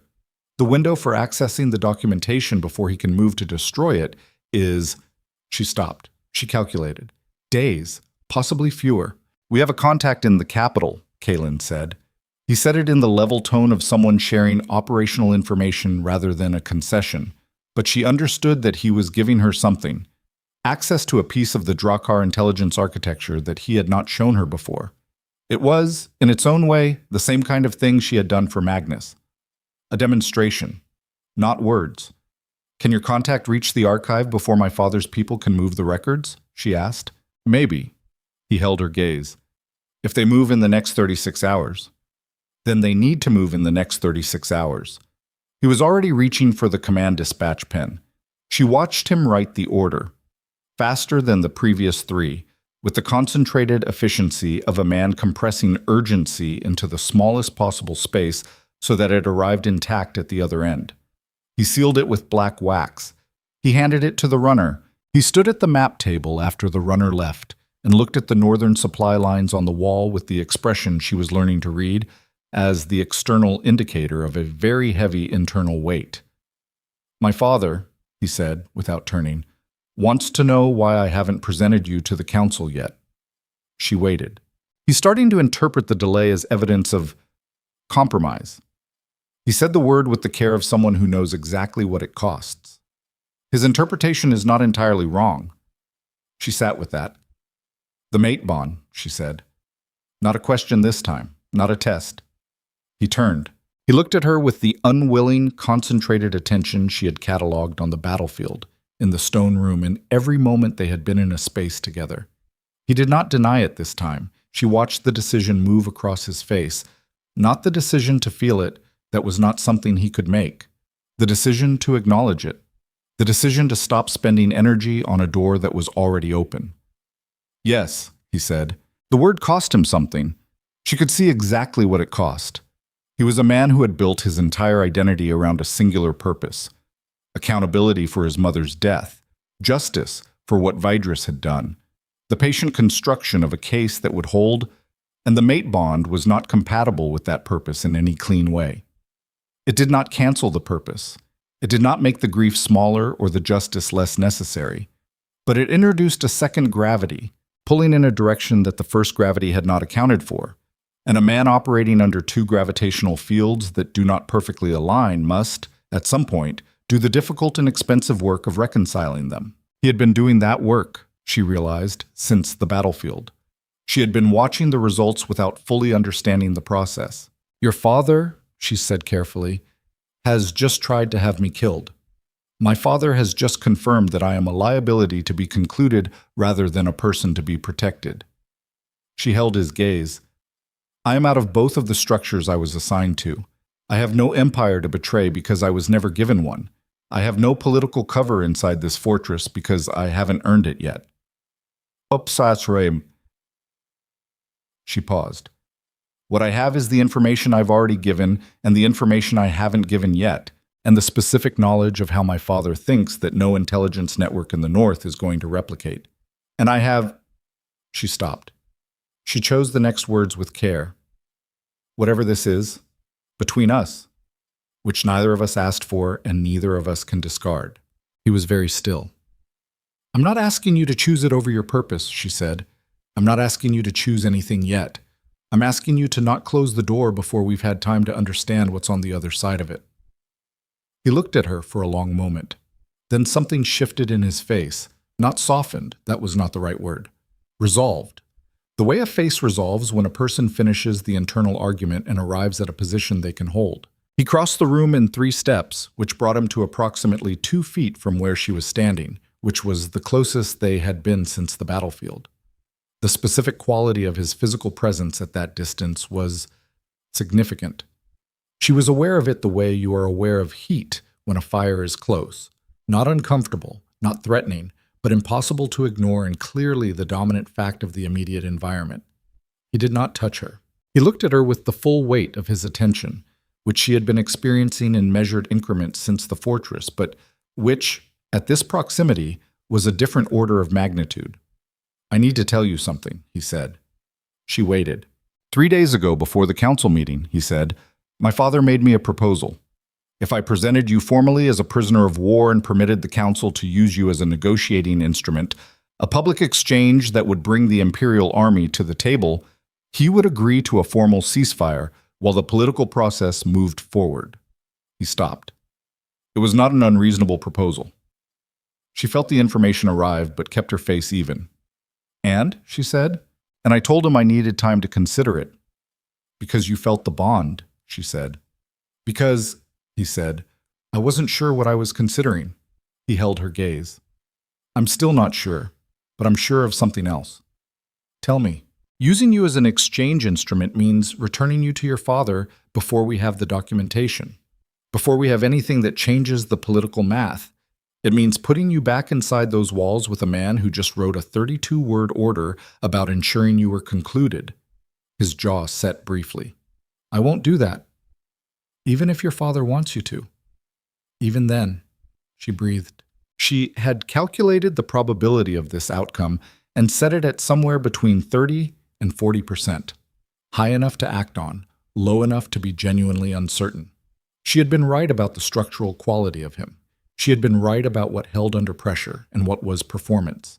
She had not been wrong about him. She felt the relief of that more physically than she expected. "Then we have a problem," she said, because the relief was not the same thing as a solution, and the situation had not resolved, it had simply revealed its next layer. "Your father will not wait indefinitely for the council presentation, and my father's army is still 3 hours south and moving, and somewhere between those 2 facts—" "There's a window," Kaelen said. "Narrow, maybe 36 hours wide, if the capital contact moves on the archive and sends what they find through the fast courier route." He looked at her. "When we have the documentation, the political calculation changes completely. It's no longer Drakhar's word against the Empire. It's documented proof in pre-revision imperial records. 3 northern kingdoms, 2 southern trading territories that were already in position before your father moved. The tribunal," she said. "The tribunal, which changes what a ceasefire means. It stops being my father agreeing to pause in exchange for a prisoner exchange. It becomes the opening of a formal process with documentation, witnesses, and international co-signatories." He paused. "One that Darius Vedris cannot dismiss as northern grievance-making." She understood. She understood also what it required of her. "You need me to testify," she said. "I need you to stand in front of the combined northern kingdoms and the trading territories and confirm what the documentation shows." He held her gaze steadily. "As a witness, as someone who was inside the palace when the cover-up was maintained, as—" He stopped. "As his daughter," she said, "because a daughter's testimony carries weight that a northern intelligence report doesn't." "Yes." She thought about standing in front of assembled kingdoms and saying, in public, with full documentation behind her, the things she had been slowly accumulating the courage to know for 11 years. She thought about the gate, about the cost of keeping it locked, about the specific kind of dying that happened when you stayed inside a system that used you rather than chose to walk into the uncertainty outside it. She had already walked out. She had cut her hair and walked into a staging yard at the 3rd hour before sunrise. This was the same choice. Larger. Irreversible in a way that the first choice hadn't quite been, because you can reinvent a woman who deserted in the confusion of mobilization. You can build a new story around her, but you cannot take back testimony given under documentation before international witnesses. Once she said it publicly, she could not unsay it. There would be no going back. Not to the Empire. Not to her father. Not to the life inside those walls that had been constraining and comfortable in hers in the only way anything had ever been hers. She breathed. She thought about the 32 words. Ensure the matter is concluded before it can be presented formally. The matter. 25 years of her life, and she was the matter. She was the problem to be managed, the liability to be concluded, the instrument that had become inconvenient. She had spent 11 years performing the stillness of someone who had accepted this. She was done performing. Yes, she said, I'll testify. Something in his face shifted. Not surprise exactly, but something close.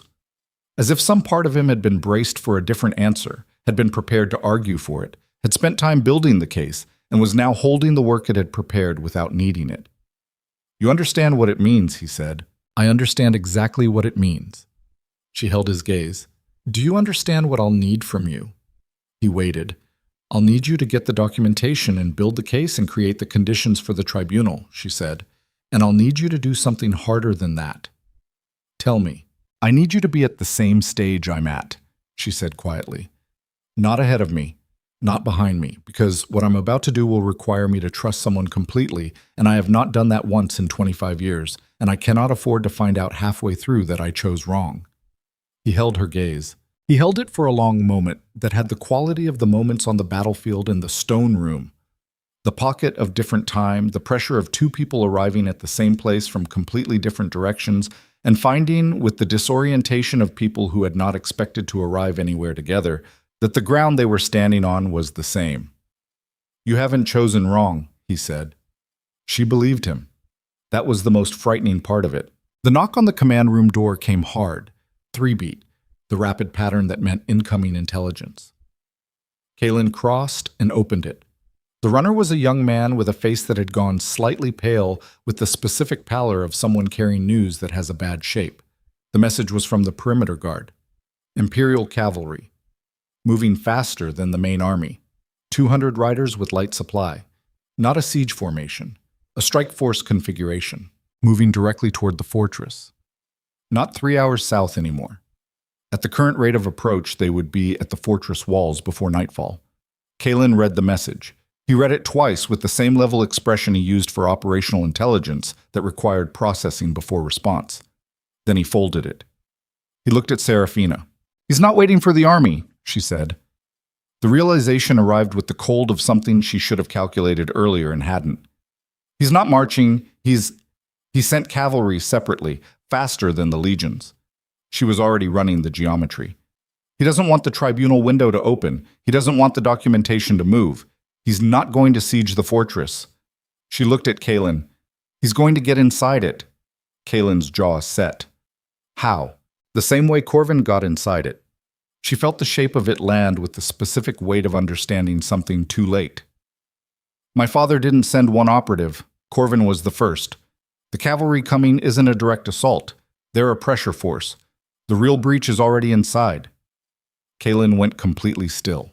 Then he turned and pulled the command room door open and said Brekka's name with a volume that moved through the fortress like something structural.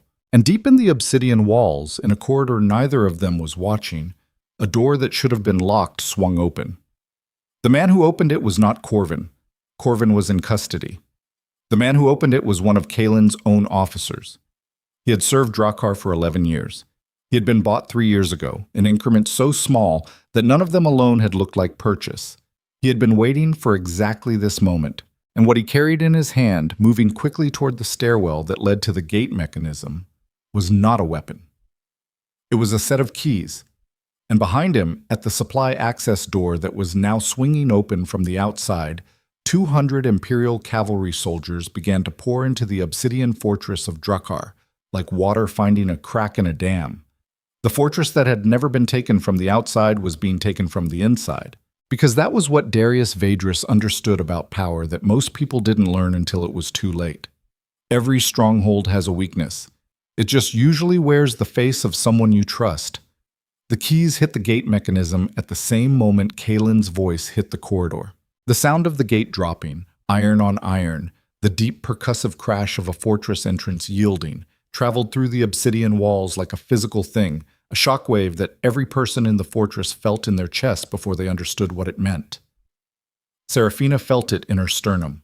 She had felt something like it once before, the morning her father's army mobilized, When the ground had trembled with 3 legions moving simultaneously, and she'd understood something irreversible was beginning. This was faster. Brekka! Kaelen's voice in the corridor had the specific quality of command under compression, not louder than necessary, but with a density that carried through stone and noise and the rising chaos of a fortress that had just realized it was being breached from within. North stairwell. Lock it. Every man on the second level moves to the gate hall now. Brekka was already moving. Kaelen turned back into the command room and closed the door and looked at Seraphina with an expression that had shed everything except function. Not cold, something more precise than cold. The face of a person operating at the exact threshold between what is manageable and what is not, holding that threshold by the specific quality of his attention. How many? He said. 200, the message said. She was already at the map table. Light cavalry, strike force configuration. They're not here to lay siege. They don't have the supply for it. They're here to extract or eliminate a specific target before the tribunal window opens. She put her finger on the supply access point on the fortress map. This is where they came in. If the officer who opened it had also disabled the secondary gate... He didn't, Kaelen said. He was already reading the fortress layout with the rapid attention of a man who had designed his own defenses and therefore knew exactly where they breathed. The secondary gate requires 2 keys from different levels. He only had access to 1. Then you have a choke point. I have a choke point and 40 men on the second level and 200 cavalry soldiers who are about to realize they can't move horses through an interior stairwell. He pulled the map closer. They'll dismount, which means they're infantry in unfamiliar terrain in the dark. Your terrain, she said. My terrain. There was a single second between those words and the next movement, and inside that second something passed between them that was not a conversation and not a touch, and not any of the things that had been slowly accumulating in the space between them over the past 4 days. It was simpler than any of that. It was the specific look of 2 people who understand the same thing simultaneously and know, without negotiating it, that they are on the same side of it. Then Kaelen was moving, and Seraphina was 2 steps behind him, and the fortress erupted. The fighting in the gate hall was the most violent thing she had ever been close to, which was a low bar for a woman raised behind palace walls, but a high bar for anyone. She did not fight in the gate hall. This was a deliberate choice and not a small one. She understood her own limitations with enough precision to know that inserting herself into a melee between Drakhar warriors and Imperial cavalry soldiers would produce one outcome, and that outcome was not useful to the people she needed to be useful to. She moved along the upper gallery above the gate hall with a short blade she had taken from the wall rack outside the command room, a secondary weapon, the kind kept for runners and quartermasters, and she stayed above the line of engagement, and she watched. She watched Kaelen Thorne fight. She would think about this later, in the specific way you think about things that reorganize your understanding of a person. Not the physical fact of it. She had seen him on the battlefield. She had some basis for his capability. What she was not prepared for was the quality of his command in the middle of it. He did not fight and direct separately. He did both simultaneously, with the fluid integration of someone who had been doing both for long enough that the seam between them had disappeared. A strike to his left, a command issued to the right, a repositioning that was simultaneously personal defense and tactical redirection of the 2 men nearest him. He held the line at the gate hall's choke point for 11 minutes against a force that outnumbered his present unit 4-1. The cost was visible. He took a blade across his right forearm in the 7th minute. She saw it happen from the gallery, saw the dark line of it open, saw him shift his grip without pausing, without making a sound that carried above the noise. He bled through the next 4 minutes with the arm functioning, using it with the specific focused disregard of a person who has decided that acknowledgement of the injury is a resource expenditure they cannot currently afford. This is what most people, who have not been in genuine life or death situations, do not understand about the body under that kind of pressure. It does not feel the way you expect it to feel. Fear, in the abstract, feels large. Anticipated danger has a particular nauseating quality. The waiting, the imagining, the rehearsal of things that haven't happened yet. But inside actual acute crisis, the body does something different. It narrows. Everything that is not immediately relevant to the next 3 seconds becomes background noise. Pain arrives at the edge of awareness rather than the center of it. Time does not speed up. It clarifies, the way a photograph clarifies when you adjust the focus. Everything you can act on is in sharp relief. Everything you cannot act on disappears. She had felt this on the original battlefield 3 weeks ago. She felt it again now, on the gallery, watching the gate hall below and tracking the cavalry soldiers' movement patterns with the part of her mind that had been trained on military strategy without ever being told it was military strategy. Just pattern recognition, just the application of 11 years of reading intelligence reports and war correspondence to the specific geometry of what was happening 20 feet below her. 3 soldiers were not in the main engagement. She had been watching them for 90 seconds before she understood why. They were moving along the western edge of the gate hall, hugging the wall, not engaging with the Drakhar fighters. They were moving toward the stairwell that led upward, toward the levels above the fighting, toward the command room and the corridor where her room was, and the specific part of the fortress that contained, in Magnus Thorne's locked study, the documentation that had already been partially assembled from the intelligence work of the last 4 days. They were not here to fight. They were here to retrieve. She moved. The stairwell was narrow enough that 2 people could not pass each other without turning sideways, which was information she used immediately. She was at the stairwell entrance before the 3 soldiers reached it, which gave her approximately 40 seconds, and she spent 30 of them getting to the landing above the first flight and pressing herself against the wall in the alcove that held a water barrel and the shadows that came with it. The first soldier came up at speed, and she waited until he was 2 steps past her and hit him across the back of the skull with the water barrel's iron ladle with enough force that he went down and stayed there. The second soldier heard the noise and came up with his weapon raised, and she was already moving sideways, and the narrow stairwell worked for her instead of against her, because there was no room for him to use the sword at the angle he needed. And she hit him twice in the throat with the heel of her hand, which was a move she had learned from a self-defense manual in the restricted library at age 19, and had practiced against a stuffed dummy in her rooms for 6 years, and had never expected to use and used correctly on the first attempt. He went down. The third soldier stopped on the stairs below. He looked up at her. She was breathing hard. Her shoulder was on fire. She had blood on her hands that she thought was not hers. She held the short blade and the iron ladle and looked down at him with the specific expression she had not had to manufacture because there was no performance in it. Just the face of a person who has crossed a line and understands that the line no longer exists behind her. "The documentation is not on this level," she said. Her voice came out steady. She was distantly impressed by that, the same way she had been impressed on the battlefield. "You have 2 of your colleagues on the floor above you and a fortress you do not know, and 40 Drakhar warriors below you, and I am going to stand on this landing until one of those situations resolves itself." The soldier held her gaze. He went back down. She waited on the landing for 45 seconds. Then she pulled the 2 unconscious soldiers into the alcove and dragged the barrel in front of them and went back to the gallery above the gate hall. The situation below had changed. The cavalry unit had fractured. She could see it in the formations, the way coordinated action becomes fragmented when a unit's internal communication breaks down. Brekka had gotten reinforcements from the north stairwell, which meant the choke point was no longer the only defensive line, and the cavalry soldiers who had been confident of their interior advantage were now discovering what every military theorist she had ever read said about the specific vulnerability of strike forces in unfamiliar closed terrain. They depend on momentum, and when momentum stops, numbers stop mattering in the ways that had seemed so decisive at the supply access. Kaelen was at the gate hall's center, still standing, still directing, still bleeding from the forearm, with the specific focused disregard she had identified in the 7th minute. She watched him take a position at the hall's central pillar and hold it, and she thought, the way you think things in moments of high clarity that would normally require much more processing time, about what it costs to be the person who holds the center. Not the person who charges first, not the person with the most dramatic action, but the person who stands at the middle of a breaking situation and refuses to let it break past them. It requires a specific kind of strength that has nothing to do with physical force and everything to do with the decision, made somewhere so deep it stops being a decision and becomes a reflex, that this is the ground you hold regardless of what it costs. She had thought, until 3 weeks ago, that she had never seen this kind of strength. She was revising that assessment with considerable speed.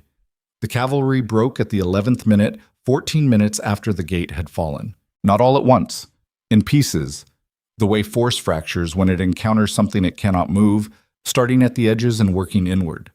The soldiers near the gate access started pulling back first, which created gaps in the formation that the Drakhar warriors widened with the efficiency of people fighting on known ground for reasons they understood completely. The center held longer. She watched the last knot of Imperial cavalry soldiers consolidate around a senior officer. She could tell by the armor quality and the way the others oriented toward him, and make a final push toward the inner hall that did not have anywhere to go, and then stop. The officer looked around the gate hall. He looked at Kaelen. He put his sword down. The specific sound of a blade hitting stone in surrender, flat, final, the sound of a decision that can't be walked back, echoed in the obsidian hall in a way that made even the Drakhar warriors go briefly still. 27 Imperial cavalry soldiers surrendered in that hall. 43 had not survived the engagement. The remainder had retreated to the supply access and out. Whether to regroup or to report back to the main force, she could not yet determine. Kaelen stood in the center of the gate hall with his hand pressed against his right forearm and his breathing audible for the first time since the engagement started. She came down from the gallery and crossed the hall to him, and he watched her come with the expression she was beginning to recognize as the one he wore specifically when something had happened that required recalibration. "The stairwell," she said. "I know. Brekka told me." He looked at her hands, at the blood, at the iron ladle still in her left hand, which she became aware of holding only when she noticed him noticing it. "You're not hurt." "Not newly." She looked at his forearm. "You are. It's functional. That's what I said about my head, and you sent a healer." Something moved across his face that was not a smile exactly, but shared certain structural characteristics with one. "I'll send for Isra," he said. She stayed with him while Isra worked on the forearm, which required 12 stitches and produced, from Kaelen, nothing in the way of audible reaction, which Isra treated as the baseline expectation and Seraphina treated as additional data. The command room was operational again within the hour, officers moving in and out, reports arriving and being processed. The particular controlled chaos of a command structure managing the aftermath of an engagement that had been worse than expected and better than it could have been. Magnus arrived in this command room at the second hour past the engagement. He looked at Kaelen's arm. He looked at Seraphina. He looked at the iron ladle she had set on the table and not yet moved because she kept forgetting it was there. "The supply clerk," Magnus said to Kaelen. "Not a question." "In custody, being questioned." "The officer, Ven." Kaelen said the name with the specific weight of someone saying a thing that costs them and choosing to say it at full volume anyway, not muffling the cost. "He's in the secure level, separately from the cavalry prisoners." Magnus was quiet for a moment. Ven had served 11 years.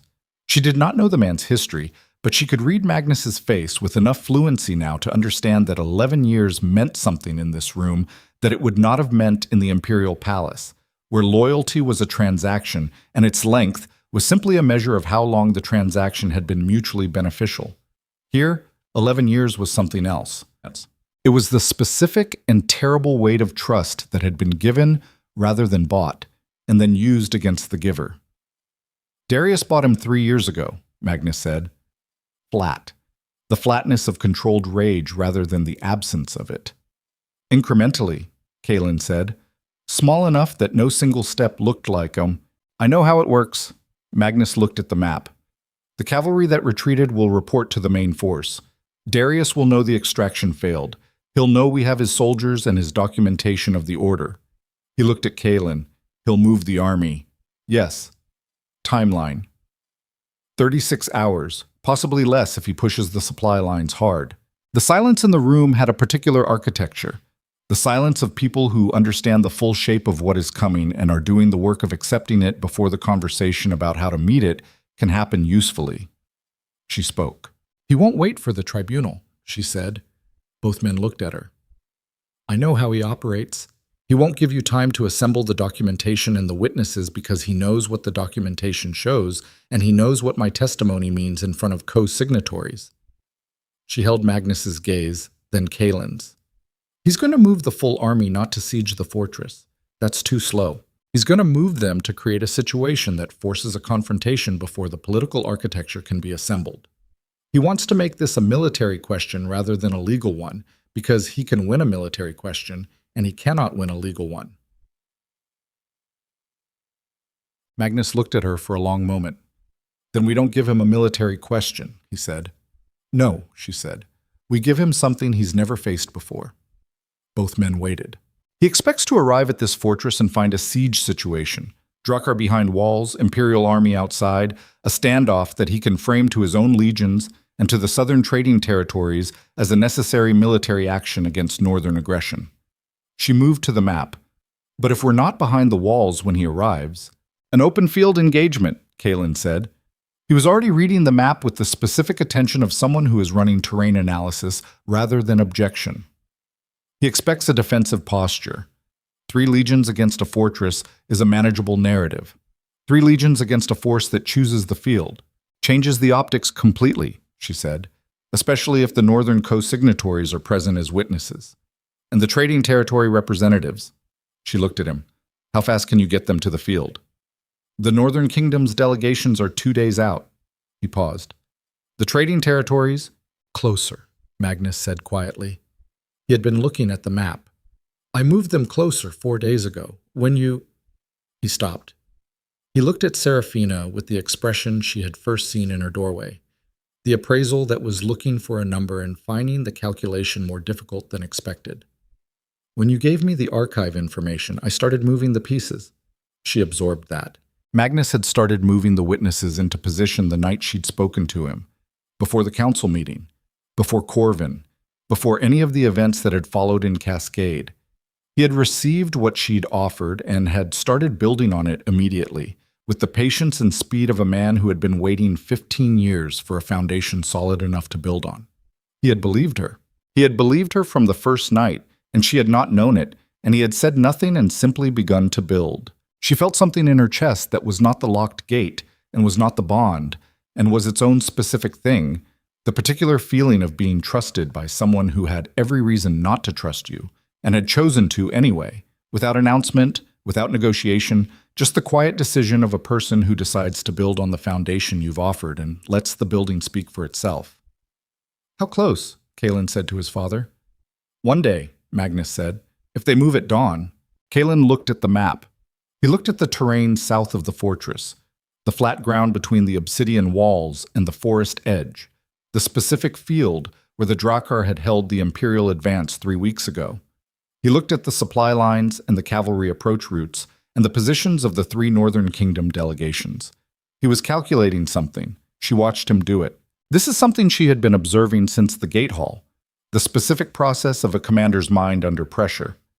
It does not look the way people imagine, from the outside. It does not look dramatic. It looks from the outside like stillness, like a man standing at a map in silence. But the stillness is not the absence of activity. It is the concentrated form of it, the compression of a vast amount of parallel processing into the external appearance of calm. She had watched her father do this, and it had always frightened her because she understood the speed of it and what speed like that could produce. Watching Kaelen do it felt different, not because the speed was less, because what it was in service of was different. Her father processed fast in service of consolidation, always pulling toward control, toward the elimination of variables, toward the specific safety of a world that could not surprise him because he had removed every element he could not predict. It was the intelligence of a man who was, at some fundamental level, afraid of loss of control and had spent decades becoming very good at eliminating the conditions for it. Kaelen processed fast in service of outcome, specifically in service of a particular kind of outcome, the kind that did not require destroying everything else to achieve. He was not looking for how to win. He was looking for how to win in a way that left something standing afterward. That was a harder calculation. It was also the only one she trusted. We need to move by midnight, he said. We need to get the delegations in position at the field perimeter before Darius's advanced scouts can reach them. If the witnesses are in place before he can reframe the situation as a military engagement, he loses the narrative. He still has 3 legions, Magnus said. And we have documentation that 3 kingdoms and 2 trading territories have already agreed to co-sign, and a witness, he glanced at Seraphina, whose testimony he cannot dismiss as northern fabrication.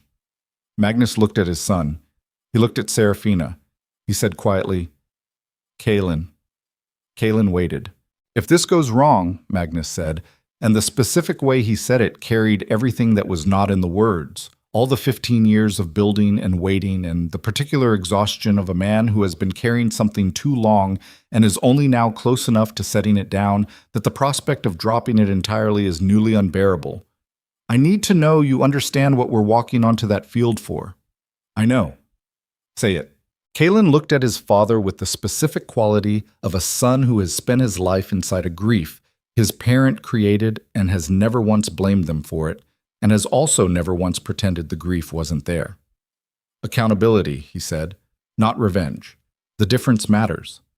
Magnus held his gaze for a long moment. Then he nodded once, the nod of a man who has been waiting a long time for a specific answer and has finally heard it in a voice he trusts. He left the command room. Seraphina stood at the map table with Kaelen in the specific silence that came after a room emptied of everyone except the people who needed to be in it. You should sleep, he said. You're bleeding through your stitches. He looked at his arm. He had been bleeding through the bandage for approximately 20 minutes and had apparently decided this was not an urgent concern. I need you functional tomorrow, she said, which means I need you to let the arm be treated properly and sleep for 4 hours minimum, because a commander who goes into a field engagement on no sleep makes different decisions than one who doesn't, and the decisions tomorrow are going to matter more than any we've made so far. He looked at her. 4 hours, he said. 4 hours. He started toward the door and stopped. The stop, the recalibration, the moment between impulse and expression that she had been cataloging since the stone room. He turned partially. The stairwell, he said. The 3 soldiers. Yes. You could have stayed on the gallery. Yes. He looked at her for a moment. Thank you, he said. 2 words, level, direct. The way he said everything, without performance, without excess, just the thing itself. She nodded. He left. She stood at the map for another 20 minutes, running the field engagement geometry, calculating the witness positions, mapping the approach routes her father's advanced scouts would use, and the positions that would make the tribunal witnesses maximally visible to the Imperial forces before Darius could redirect the framing. She was not afraid anymore. This surprised her, not because the situation was less dangerous. It was substantially more dangerous than it had been 4 days ago, when she'd woken on a stone bed with a concussion and no clear idea of what came next. She was 24 hours from standing on a field between 2 armies with a sword she was barely trained to use and testimony that would destroy the only home she'd ever known. She was not afraid. She was clarified. This is what she had not understood, inside the gilded walls, about what it felt like to be in motion towards something rather than stationary inside something. The stationary life had a particular quality she had always interpreted as safety. The stability of walls, of known quantities, of a world that did not change because it was specifically designed not to change. But the stability was not safety. It was stasis. And stasis is its own kind of danger, slower and less visible than the acute kind. The danger of becoming smaller and smaller inside a space that doesn't move until you stop being able to imagine moving either. She was moving now. Everything around her was uncertain and dangerous and in motion. She had never felt more like herself. She left the command room at the 3rd hour before midnight.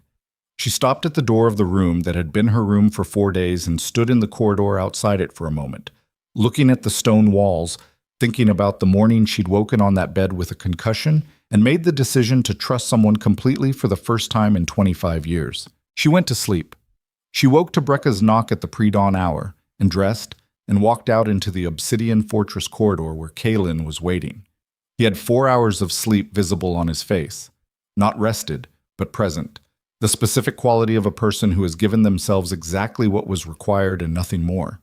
His arm was properly bandaged. His eyes were clear. He looked at her. The delegations are in position, he said. The trading territory representatives arrived an hour ago. He paused. My father is already at the south gate. She nodded. They walked the corridor together, and the space between them had a different quality than it had 4 days ago in the stone room. Not closer physically, not different in any visible way, but the specific distance between 2 people who have arrived at the same place had changed its character. It was not the gap between a prisoner and a captor. It was not the gap between an enemy's daughter and a grieving son. It was something that did not have a clean name yet because it had not finished becoming whatever it was going to be. She was not going to name it before she understood it fully. She was, for the first time in 25 years, patient about that. They emerged from the fortress's south gate into the cold pre-dawn dark and the smell of pine resin and iron cold and the particular quality of air before something large happens to it. Magnus was at the field edge with 40 Drakhar warriors in full formation. The Northern Kingdom delegations were visible at the eastern perimeter, 3 groups with their insignia visible in the torchlight. The trading territory representatives were at the south edge, civilians in heavy wool, looking slightly terrified and extremely present, which was exactly what was needed. Seraphina looked south. Through the tree line, in the distance, she could see the light. Not dawn. That was still an hour away. Torchlight. Moving. The specific pattern of a large force on approach. Thousands of points of light through dark trees, moving with the deliberate certainty of a man who had never considered the possibility that the world would organize itself in a way he hadn't accounted for. Her father was coming. She pressed her palm flat against her sternum, the old gesture, the one she'd used since childhood when the weight of things got very heavy. She felt the weight. She let herself feel it. Then she put her hand down. "Ready?" Kaelen said beside her. She looked at the approaching torchlight. She looked at the assembled witnesses at the field perimeter, the documentation that Kaelen's capital contact had retrieved and that was currently held by the Northern Kingdom delegates in sealed cases that bore 3 sets of official insignia. She looked at Kaelen. "Yes," she said. The 3 legions of the Vadris Empire emerged from the tree line at full dawn, filling the southern horizon in a wall of silver armor and imperial banners. 3,000 soldiers, 4 auxiliary battalions. The full military might of an empire that had stood 300 years and had never once, in those 300 years, been publicly confronted with documented proof of what it had done to stay standing. Emperor Darius Vadris rode at their head. He looked across the open field at the fortress, at the assembled Drakhar force, at the witnesses at the perimeter. And she could see, even at distance, the moment he registered what he was looking at. The moment his calculation reached the specific result that said, "This is not the situation I planned for." He looked until he found her. Across the distance of the field, across the space between 2 armies, across 25 years of a relationship that had never once been what either of them needed it to be, her father looked at her. She stood at Kaelen's left side on the open field and looked back. She did not look away.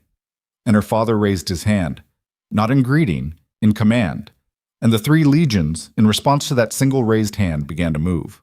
The 3 legions moved the way a tide moves, not fast, but with the particular certainty of a force that has rarely encountered anything capable of stopping it. Silver armor caught the first light of dawn and threw it back in fragments. Imperial banners snapped in the cold morning air. 3,000 soldiers advancing in formation across open ground, with the mechanical confidence of a military machine that had been running at full capacity for 3 generations, and had learned, over those 3 generations, to mistake momentum for righteousness. Seraphina watched them come and did not move. This is the thing about standing your ground that no one tells you until you've done it. It is not an act of courage in the moment. Courage implies a choice that feels difficult. What she felt, standing at the edge of that field with Kaelen on her left and Magnus's force arrayed behind her and the witness delegations at the perimeter, was not difficult at all. It was the simplest thing she had felt in 25 years. Everything else had been complicated. Every calculation, every performance of stillness, every year of learning to be useful inside a system that owned her. This was simple. She was standing on the correct side of something. She was not moving.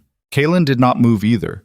He stood with his bandaged arm at his side and his eyes on the advancing legions, and his face arranged around the expression she had learned over 4 days to read as his deepest operational state. Not calm exactly, but the state beyond calm, the state where a person has processed everything available and arrived at a position they will hold regardless of what arrives next. The legion stopped at 300 yards. An imperial herald rode forward on a gray horse, carrying the white field parley banner, the universal signal for a demand before engagement.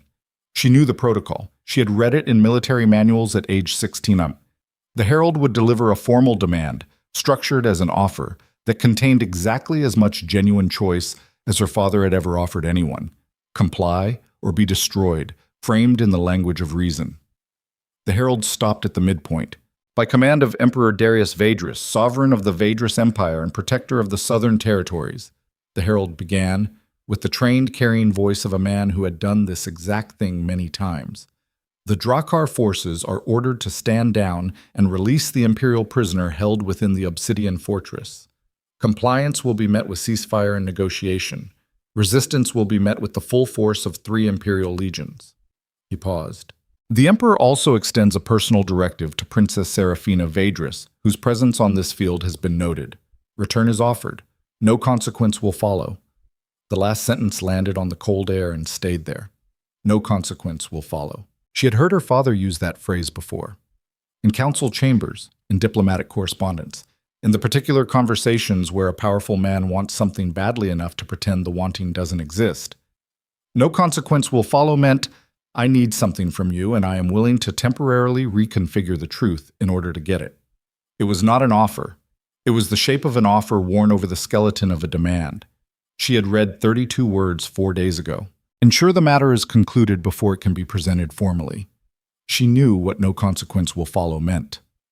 Kaelen looked at her. She stepped forward.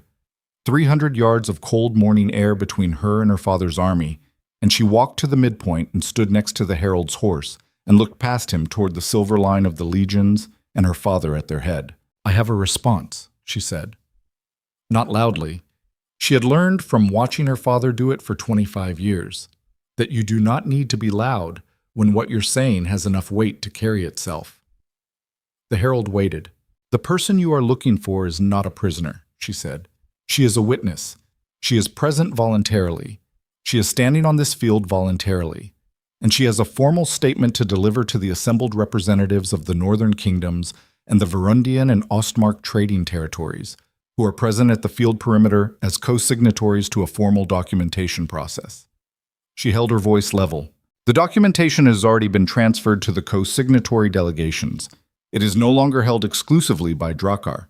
Destroying the fortress will not destroy the documents. The herald stared at her. She looked past him to the silver line. She looked at her father. She could see him from here, mounted, broad-shouldered, the wolf crown on his head catching the dawn light and throwing it back. She could see the distance in his posture, the particular stillness of a man who has just received information that requires significant recalculation and is in the process of performing that recalculation while maintaining the external appearance of unchanged authority. She had watched that process 10,000 times. She knew what came next. He rode forward. He came without escort, which was either confidence or theater, and with her father was always both simultaneously. He came until he was close enough that she could see his face fully, and she made herself look at it with the same unflinching attention she had given it her entire life. The strong bones of it, the silver hair, the eyes that were her eyes in a harder face, the specific and particular expression he wore when someone had done something he had not authorized. He had worn that expression at her for 25 years. She met it for the last time. Come back, he said. Low, level, the voice he used when the performance was for a single audience. This ends here. You come back, the army stands down, the Drakhar situation is managed through proper channels. No one else has to be on this field. She looked at him. She had prepared words. She had spent the pre-dawn hour organizing her thoughts with the precise care she had given everything. The specific argument, the logical architecture, the sequence that would land most clearly. She had the words ready. She found, standing 3 feet from her father in the cold morning light of a field that might become a battlefield in the next 5 minutes, that she did not want to use them. You wrote an order, she said. 32 words. Corvin carried it inside the fortress. His face did not change. Ensure the matter is concluded before it can be presented formally. She said it with the flat precision of someone reciting a document. I am the matter. He was quiet. 25 years, she said. I spent 25 years inside your walls telling myself that the way you used me was not the same as not mattering to you. That a man could treat a person as an instrument and still, underneath the instrumentalizing, have something that functioned like love. She paused. I was wrong about that. Seraphina. His voice shifted. She had not heard that shift in a long time. The register beneath the Emperor, the register she had spent most of her childhood trying to reach, and had stopped trying to reach somewhere around age 17. "I'm not finished," she said. He stopped. Queen Elora Thorne died on a marble floor 11 years ago during a night operation your forces conducted under diplomatic cover in violation of the Third Treaty. She said it without inflection. The original documentation showing the authorization chain is now in the hands of 3 Northern Kingdom delegations and 2 trading territories as of 3 hours ago. It cannot be suppressed. It cannot be revised. It is what it is. She held his gaze. And I'm going to stand in front of those delegations and confirm it. Not because I want to destroy you, because it is the truth and I am done being the mechanism through which the truth is suppressed. The silence was enormous. Behind her, she could feel the weight of the assembled forces. Drakhar warriors, witness delegations, 40 men at the field perimeter, all occupying the same held breath. Her father looked at her. He looked at her with an expression she had not catalogued before in 25 years of cataloging his expressions. Not anger, not calculation, not the proprietary assessment that had frightened her in the forum the morning the army mobilized. Something older than any of those. Something that looked, though she had very little basis for recognizing it in his face, like loss. "I built everything for you," he said, quiet, directed at her alone. "You built it for you," she said. "You told yourself it was for me because it made the building feel like something other than accumulation. But I was never asked. I was never given a choice. I was never—" She stopped. She breathed. She continued. "I was never a person inside those walls. I was the Empire's daughter. That's a different thing." He sat on his horse in the cold morning air, and he was, for the first time in her memory, completely still in the way that was not controlled stillness, but actual stillness. The stillness of a man who has reached the end of a calculation and found that the answer does not help him. This is what power does, at the very end of its usefulness. It runs out of moves. Not all at once. Power is very reluctant to admit this, and will generate increasingly costly moves rather than acknowledge the moment of running out. But the moment always arrives. The moment when the force and the wealth and the authority that have functioned for decades as a substitute for genuine connection are confronted with a situation that none of those things can resolve. Because the situation is fundamentally not about force or wealth or authority. It is about truth. It is about accountability. It is about a daughter standing on a field and refusing, for the first time in 25 years, to be the thing her father built. Power has no answer for that. He turned his horse. He rode back to the silver line. She watched him go. She breathed. She turned back to where Kaelen was standing and walked across the cold grass to him and stopped 2 feet away and looked at his face and found that his expression had changed. Not dramatically. He was not a dramatic man. But the set of his jaw was different.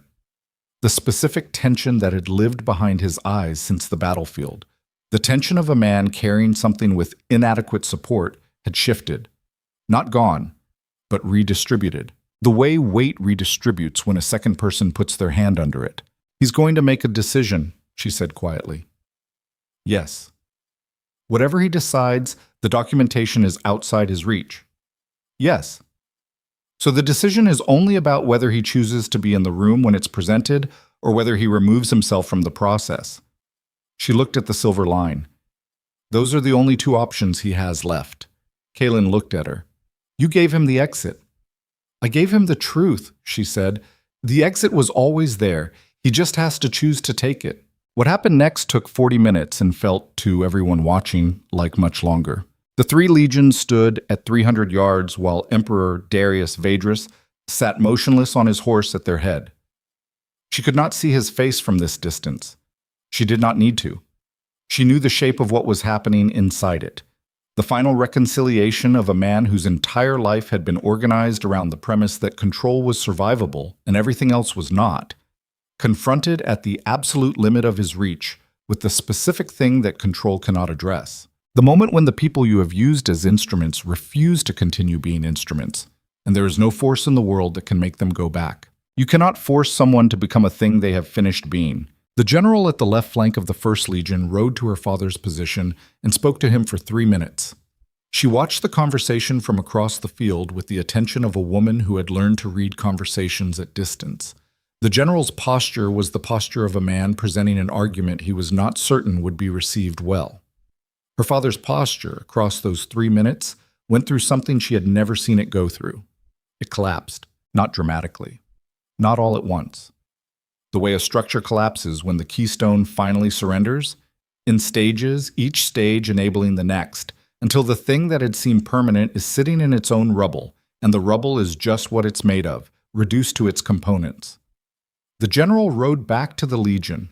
The command signal went through the Imperial Army in a wave she could see from the field. The specific ripple of an order received, a posture change, 1,000 small individual adjustments that together meant a large collective change of state.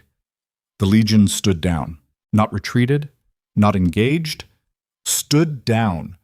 The military posture of a force that is no longer advancing and has not been ordered to withdraw, holding the specific liminal position of armies that are waiting for the political situation to determine what they do next. The wolf crown caught the full morning light as her father turned his horse. He did not leave the field. He rode to the midpoint between the two forces and stopped. He did not look at her. He looked at the ground in front of his horse with the particular quality of attention you give to something when looking at it is the only honest thing left to do. He was waiting. She looked at Kaelen. He was already looking at her. Something passed between them that was not a decision. The decision had been made a long time ago, in the specific sense that every choice they had made in the previous 4 days had been moving toward this one and could not reasonably produce any other. But it was the acknowledgement of the decision.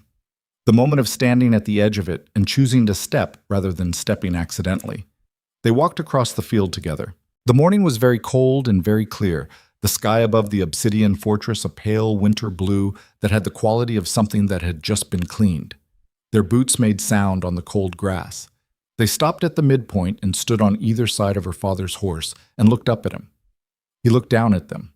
She had thought, in the abstract, in the planning, about what she would say in this moment. She had prepared language for it the way she had prepared language for the herald. She found again, standing under her father's gaze on the field, where 2 armies were waiting for the political situation to resolve, that the prepared language was the wrong instrument. "Step down," she said. It was not a command. It was not an offer. It was the specific tone of something that is simply the next true thing, stated without decoration, handed over the way you hand someone something heavy that they've been trying to keep hold of, and both of you know they have to set down. He looked at her for a long time. He dismounted. She had never seen him do that on a field before. Dismount without ceremony, without the structured protocol of an emperor in the presence of subjects. He stepped off the horse and stood on the grass and was, for the first time in her memory, at the same height as everyone else. He looked at Kaelen. Kaelen looked back. 29 years old and the weight of 15 of them behind his eyes, a bandaged arm, and a face that had been worn into its bones by everything the years had put on it. He looked at the man who had ordered his mother's death, and he held the look with the specific quality she had identified in the command room when Magnus had asked him to say what they were walking onto the field for. Accountability, not revenge. The difference matters. "I want the full documentation presented to the tribunal co-signatories," Kaelen said. His voice was level, not loud. "I want a formal proceeding. I want the record corrected." He paused. "I want my mother's name in the accurate history." Her father looked at him for a moment that was very long and very specific. "Yes," he said. One word. Everything it cost, everything it was. The formal tribunal proceedings took 3 days. They were conducted at the field perimeter in a structure assembled by the Northern Kingdom delegations. A large canvas pavilion with the insignia of 5 co-signatory parties, visible on every wall, heated against the autumn cold by iron braziers, structured according to the legal protocols of the Northern Compact that predated the Vedris Empire by 2 centuries and therefore did not require its approval to be valid. Seraphina testified for 4 hours on the first day. She had been prepared for it to be difficult in the way that things you have rehearsed are difficult. The gap between the rehearsed version and the actual performance, the specific gap where feelings live that preparation cannot fully account for. She was prepared for her voice to fail, for her certainty to waver under the weight of speaking in public what she had known privately for years. Her voice did not fail. She spoke with the flat precision she had been developing for 25 years in a school that had not intended to teach her anything useful. She described the parallel courier network. She described the authorization chain visible in the pre-revision records. She described the specific language of documentation she had encountered over 11 years of unsanctioned access to archives that no one had thought to restrict her from, because no one had imagined she would know what she was looking at. She described 32 words and what they meant in the parallel network's communication grammar. She described who she was and who she had chosen to become. The co-signatory delegations recorded everything. Her father was present for all 4 hours. He did not interrupt. He did not counter. He sat with the specific quality of a man who has arrived at the end of an accounting and is doing the only remaining honest thing, which is to let the accounting be complete. She did not look at him while she spoke. She looked at the co-signatories, at the documentation cases, at the Northern Kingdom delegates with their insignia and their careful attention. She looked at Kaelen, who sat at the western edge of the pavilion with Magnus beside him, and watched her with the same full-weight attention he gave everything, and whose presence she had already learned to locate in any room without looking for it directly. The way you learn the position of something that has become a fixed point.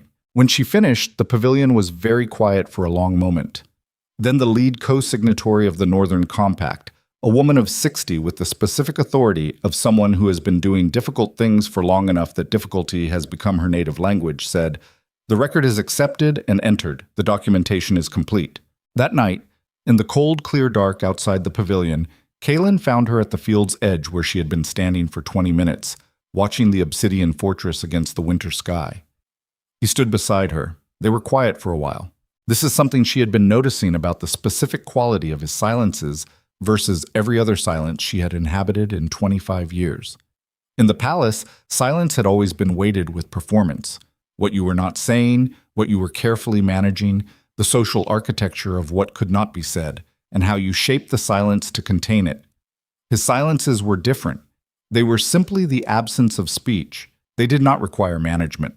They did not carry the weight of what was being suppressed. They were just quiet. The way rooms are quiet when the people in them are not performing anything. She had not had access to that kind of quiet before. She was learning to live inside it. "Your father accepted the exile terms," he said. "I know." She had not been present for that conversation. She had asked not to be. There are things you can watch and things you cannot. And watching your father accept the terms of his own removal from power was in the second category. Not because she doubted the necessity, not because she was uncertain about the rightness of it, but because some things need to be witnessed privately, processed without an audience. And she had spent 25 years performing her internal states for external requirements, and she was not going to do that with this one. "He's leaving tomorrow," Kaelen said. "Where?" "East, the Varundian interior. There's a settlement there, small, quiet. He'll have basic provisions and his books, and no authority over anything except himself." A pause. Magnus suggested it. "I think he understood that a man like your father cannot survive complete isolation." She considered that. "That was generous," Kaelen said. "Yes. My father spent 15 years building toward accountability. He didn't build toward cruelty." He paused. "Neither did I." She turned to look at him. He was looking at the fortress too, at the dark stone against the winter sky, at the structure that had survived every attempt to take it from the outside and had nearly been lost from within. "You had him," she said, "at the field, when he stepped down." She said it carefully, because it was careful territory.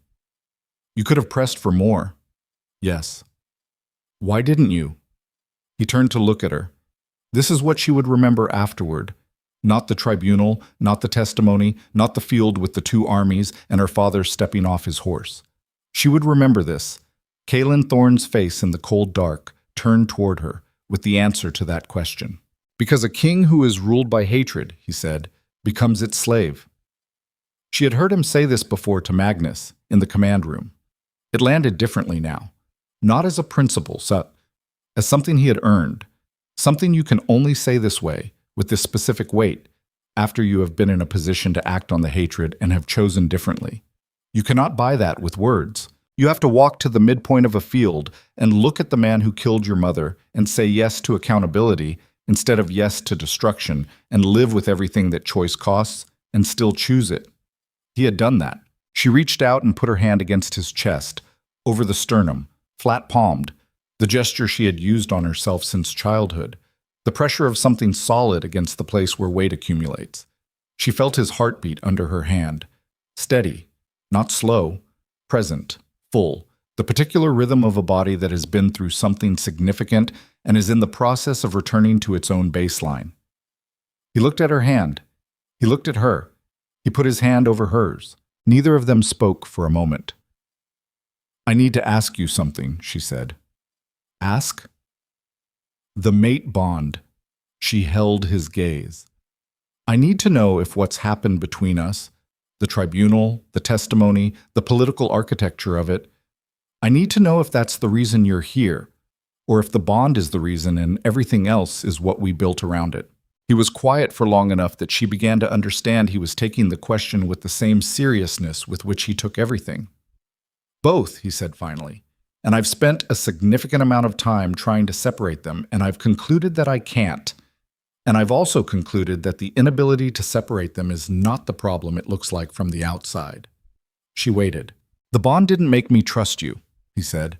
"I could have felt the bond and kept you in the deep cells and used you as a negotiating instrument and ignored everything else. The bond it's a pull. It's a direction. But what you do with a direction depends on what you're made of." He looked at her steadily. "What you built, in that stone room, over 4 days, with the information you gave and the choices you made, I didn't make those choices because of the bond. I made them because you demonstrated something worth responding to." "Mul Bauman," she breathed. "And what I feel now," he said, quieter, "which is—" He stopped. He restarted. "More than the pull, more than the direction. That is specific to you, to the person you are, not the category of mate. I want you to know that." She had prepared herself, over 25 years, for the specific and likely possibility that no one would ever say something like that to her, and mean it. She had made a kind of peace with that preparation. She had decided that the peace was functional, was sufficient, was what was available. She discovered, hearing it said directly and meaning it, that the peace had not been peace at all. It had been what she'd been doing with the gate closed. She opened the gate. "I know," she said. "I know you mean it. That's—" She paused. "That's new for me." He nodded. He understood exactly what new meant in that sentence. He pulled her into him slowly enough that she could step back if she needed to, and she did not step back, and she pressed her face against his chest and felt the steady rhythm of him against her cheek, and they stood at the edge of the field in the cold dark, and were very simply present in the same space without managing anything at all. She had not been in a space like that since before she could remember. It was warm. She let herself stay warm. Her father left at dawn the next morning. She knew because she was awake when he left, standing at a high window of the fortress that looked east. She saw the single figure on the road below, no escort, no banner, carrying only what a man can carry when the weight of what he was no longer belongs to him. He did not look back. She had not expected him to. Looking back was not in his architecture, had never been. She watched him until the road bent and the trees took him. She stood at the window for a long time after he was gone. This is what they don't tell you about the end of something that has defined your entire life. It does not feel like freedom at first. It feels like the particular vertigo of a person who has been pressing against a wall for so long that when the wall disappears, the body does not know what to do with the space. You lean into nothing. Your muscles remember the resistance and find none. The freedom is real, but learning to live inside it is its own work, slower and more unglamorous than the dramatic moment of getting it. She would do that work. She had done harder work in worse conditions. She turned from the window. 3 weeks later, under a winter sky cleared to sharp cold blue, the formal transfer of the imperial throne was signed in the Drakhar fortress pavilion before the assembled co-signatory delegations and the representatives of the Vedris noble houses who had traveled north to witness it. Seraphina Vedris signed the documents as Empress. Her hand was steady. She had practiced being steady for 25 years. This was the first time the steadiness was her own rather than performed. Kaelen Thorne stood at her left through the signing. Afterward, in the quiet that followed the formal proceedings' conclusion, the delegations filing out, the noise of a large event returning to ordinary scale, Magnus Thorne crossed the pavilion to where she was standing. He stopped in front of her. He looked at her with the eyes that were Kaelin's eyes in a harder face. "My wife," he said, "would have liked you." She felt the sentence land in her chest. She held his gaze. "Tell me about her," she said. He looked slightly surprised. Then slowly, his face reorganized itself around something that was not the controlled grief of a man managing an old wound, but the softer and more difficult thing underneath it. The grief of someone who loved someone and still does, undiminished by time, which is the only kind of love that proves itself by surviving the person it was built for. "She laughed too loud," he said. "She was a terrible cook. She would argue with generals and ambassadors and anyone who said something she thought was wrong, and she was right about 60% of the time and wrong 40% of the time and couldn't always tell the difference. And she didn't care." He paused. "She made this place feel like it was worth defending." Seraphina nodded. "She sounds like someone who knew what mattered," she said. Magnus looked at her.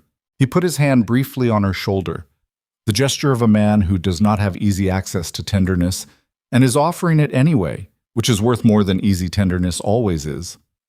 Then he walked away. She stood alone in the emptied pavilion for a moment, in the particular quiet of a space that has recently held something large and is now returning to itself. This is what the end of a story that is also a beginning feels like, from the inside, not triumphant, not resolved in the clean way that resolution sounds from the outside. What it feels like is that the weight you have been carrying is now distributed differently, not absent, not gone, but shared and therefore more possible to carry. It feels like standing upright in a way you had forgotten was available to you. It feels like your own body returned. Kaelen found her there. He always found her. She had stopped being surprised by it. "Brekka wants to know what the new administrative structure looks like for the border territories," he said.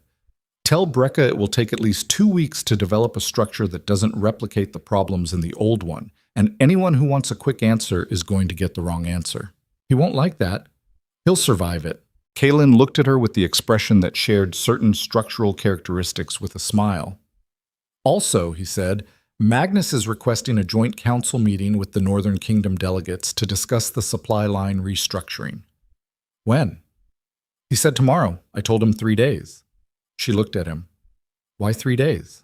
"Because you've had approximately 6 hours of actual rest in the last week," he said, "and I have had approximately 8, and the joint council will not be well served by 2 people who are running on will and cold air." She considered this. It was the most practical argument for rest she had ever been offered. 3 days, she agreed. He looked at her for a moment. "Come outside," he said. The weather cleared. They walked out of the pavilion into the cold blue afternoon, and the winter sky over the obsidian fortress was the specific clear color that only happens when the air has been cleaned by something severe passing through and leaving the atmosphere stripped to its actual quality, transparent and cold, and precisely what it was. She tilted her head back. The sky did not look like an end. It looked like the first day of something that did not have a name yet. Something in the process of becoming, not finished, not resolved into a tidy shape. Still moving and uncertain and genuinely open in the way that things are open when they have not yet been decided. She had spent 25 years inside walls that had decided everything.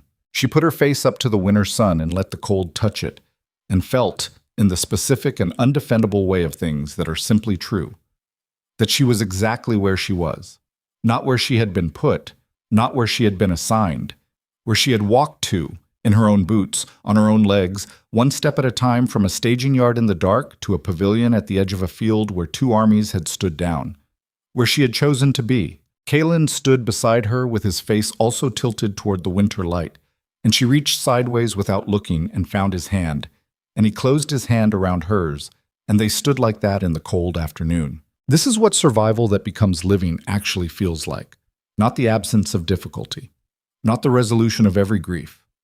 Not the end of the work. The work was enormous. The work had barely started.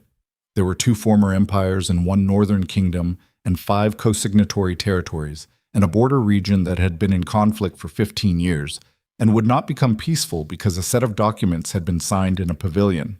What survival that becomes living feels like is this: standing in the cold with your hand in someone else's hand, with the work ahead of you rather than behind you, with the weight distributed differently than it has ever been distributed before, and knowing, not hoping, not performing the knowledge, but actually knowing, in your body, in the place where the gate had been locked for 11 years, that you are not alone in carrying it. Behind them, the obsidian fortress rose against the winter sky. Ahead of them, the road ran east and west and north and south in every direction that the future could take, and none of them were decided yet, and all of them were open. The wolf crown was no longer a burden of blood. It was a question that two people had agreed to answer together. That was enough. That was, for the first time in a very long time, enough.